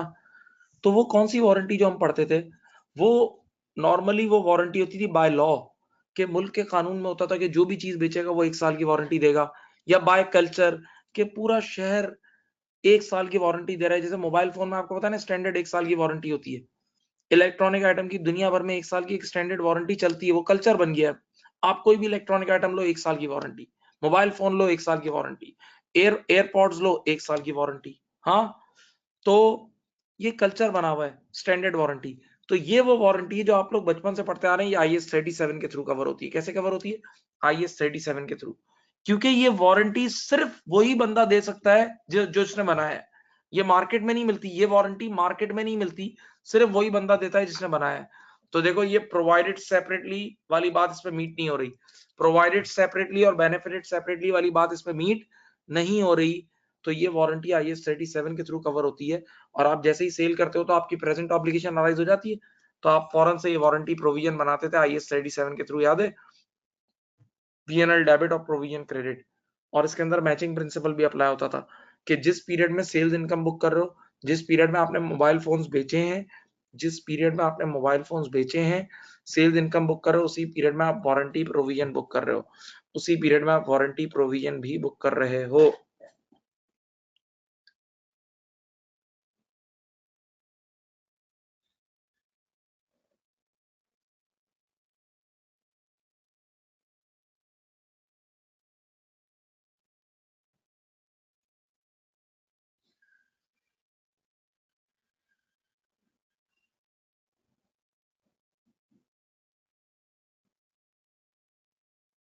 अब सेकंड अब ये वाली जो वारंटी है ना भाई, ये अब एक ये जो है ना, ये नई वारंटी है। ये मेरे साथ, मैंने भी जब गाड़ी खरीदने गया था तो मुझे भी ऑफर हुई थी। इस वक्त अब पूरी दुनिया में, पाकिस्तान कई सालों से भाई, 10 10 15 15 साल से ये जो अब मैं बता रहा हूं ना, ये वाली वारंटी जो है, ये आजकल ये लोग वारंटी बेच रहे हैं बेटा। यानी वारंटी एक सर्विस की तरह बेच रहे हैं, सर्विस की तरह बेच रहे हैं। सुनो क्या मतलब, आप गाड़ी लेने जाओ तो वो आपको बोलता है गाड़ी है 30 लाख रुपए की जनाब, और फिर उसी और बोलता है इस 30 लाख के अंदर 1 साल की स्टैंडर्ड वारंटी शामिल है, इस 30 लाख के अंदर 1 साल की स्टैंडर्ड वारंटी शामिल है। उसी वक्त आपको वो एक और चीज ऑफर करेगा, बोलेगा यार लाख रुपए ऊपर दे दो, लाख रुपए ऊपर दे दो तो इस वारंटी को 5 साल में कन्वर्ट कर देता हूँ। तो 5 साल तक आपका ऑयल चेंज भी हम करेंगे, आपकी इंस्पेक्शन भी करेंगे, सब करेंगे, लाख रुपए ऊपर दे दो। तो इसका मतलब अब ये लोग एक सेपरेट सर्विस बेच रहे हैं। ये जो मैंने वारंटी बताई है एक सेपरेट सर्विस है, ये एक आफ्टर सेल्स कोई मेंटेनेंस सर्विस है जो अब ये लोग बेच रहे हैं। हाँ, तो अब ये एक सेपरेट, ऐसी वारंटी एक सेपरेट परफॉर्मेंस ऑब्लिगेशन ट्रीट होगी। क्यों? इस पर वो कंडीशन मीट हो रही है, प्रोवाइडेड सेपरेटली, नहीं समझ लो एक मेंटेनेंस सर्विस की तरह जो मार्केट में लोग देते हैं, और कस्टमर को भी इससे सेपरेट फायदा होगा। तो अब ये दो सेपरेट परफॉर्मेंस ऑब्लिगेशन हो गई। सुनो, नंबर 1, आपने गाड़ी बेची, ये पहली परफॉर्मेंस ऑब्लिगेशन, गाड़ी एक गाड़ी है, और सेकंड वारंटी जो विद रिस्पेक्ट टू टाइम आप सर्विस दोगे, ठीक है। तो अब treated like two different performance obligation, अब देखो treated like two different performance obligation, two different performance, book revenue of car immediately and warranty service over time। अब देखो मैं यहाँ एंट्री बना के समझाता हूँ, इसकी एंट्री क्या बनेगी। मैंने कस्टमर से 1,20,000 रुपए ले लिए, मैंने कस्टमर से लिए 1,20,000, जिसमें से मेरी गाड़ी है 1,00,000 रुपए की गाड़ी बेची है, और बाकी जो मैंने 20,000 लिए हैं वारंटी, बाकी जो 20,000 लिए वो मैंने फ्यूचर की वारंटी सर्विस के लिए लिए हैं, और वो सर्विस अभी नहीं दी, वो सर्विस अभी नहीं दी, तो that will be booked in deferred income account, that will be booked in deferred income account, that will be booked in deferred income account. सुनो, तो बेटा ये देखो दोनों अलग अलग केसेस हैं, ये दोनों अलग अलग केसेस हैं, सेपरेट केसेस हैं, ये दोनों अलग अलग केसेस हैं प्यारे बच्चों।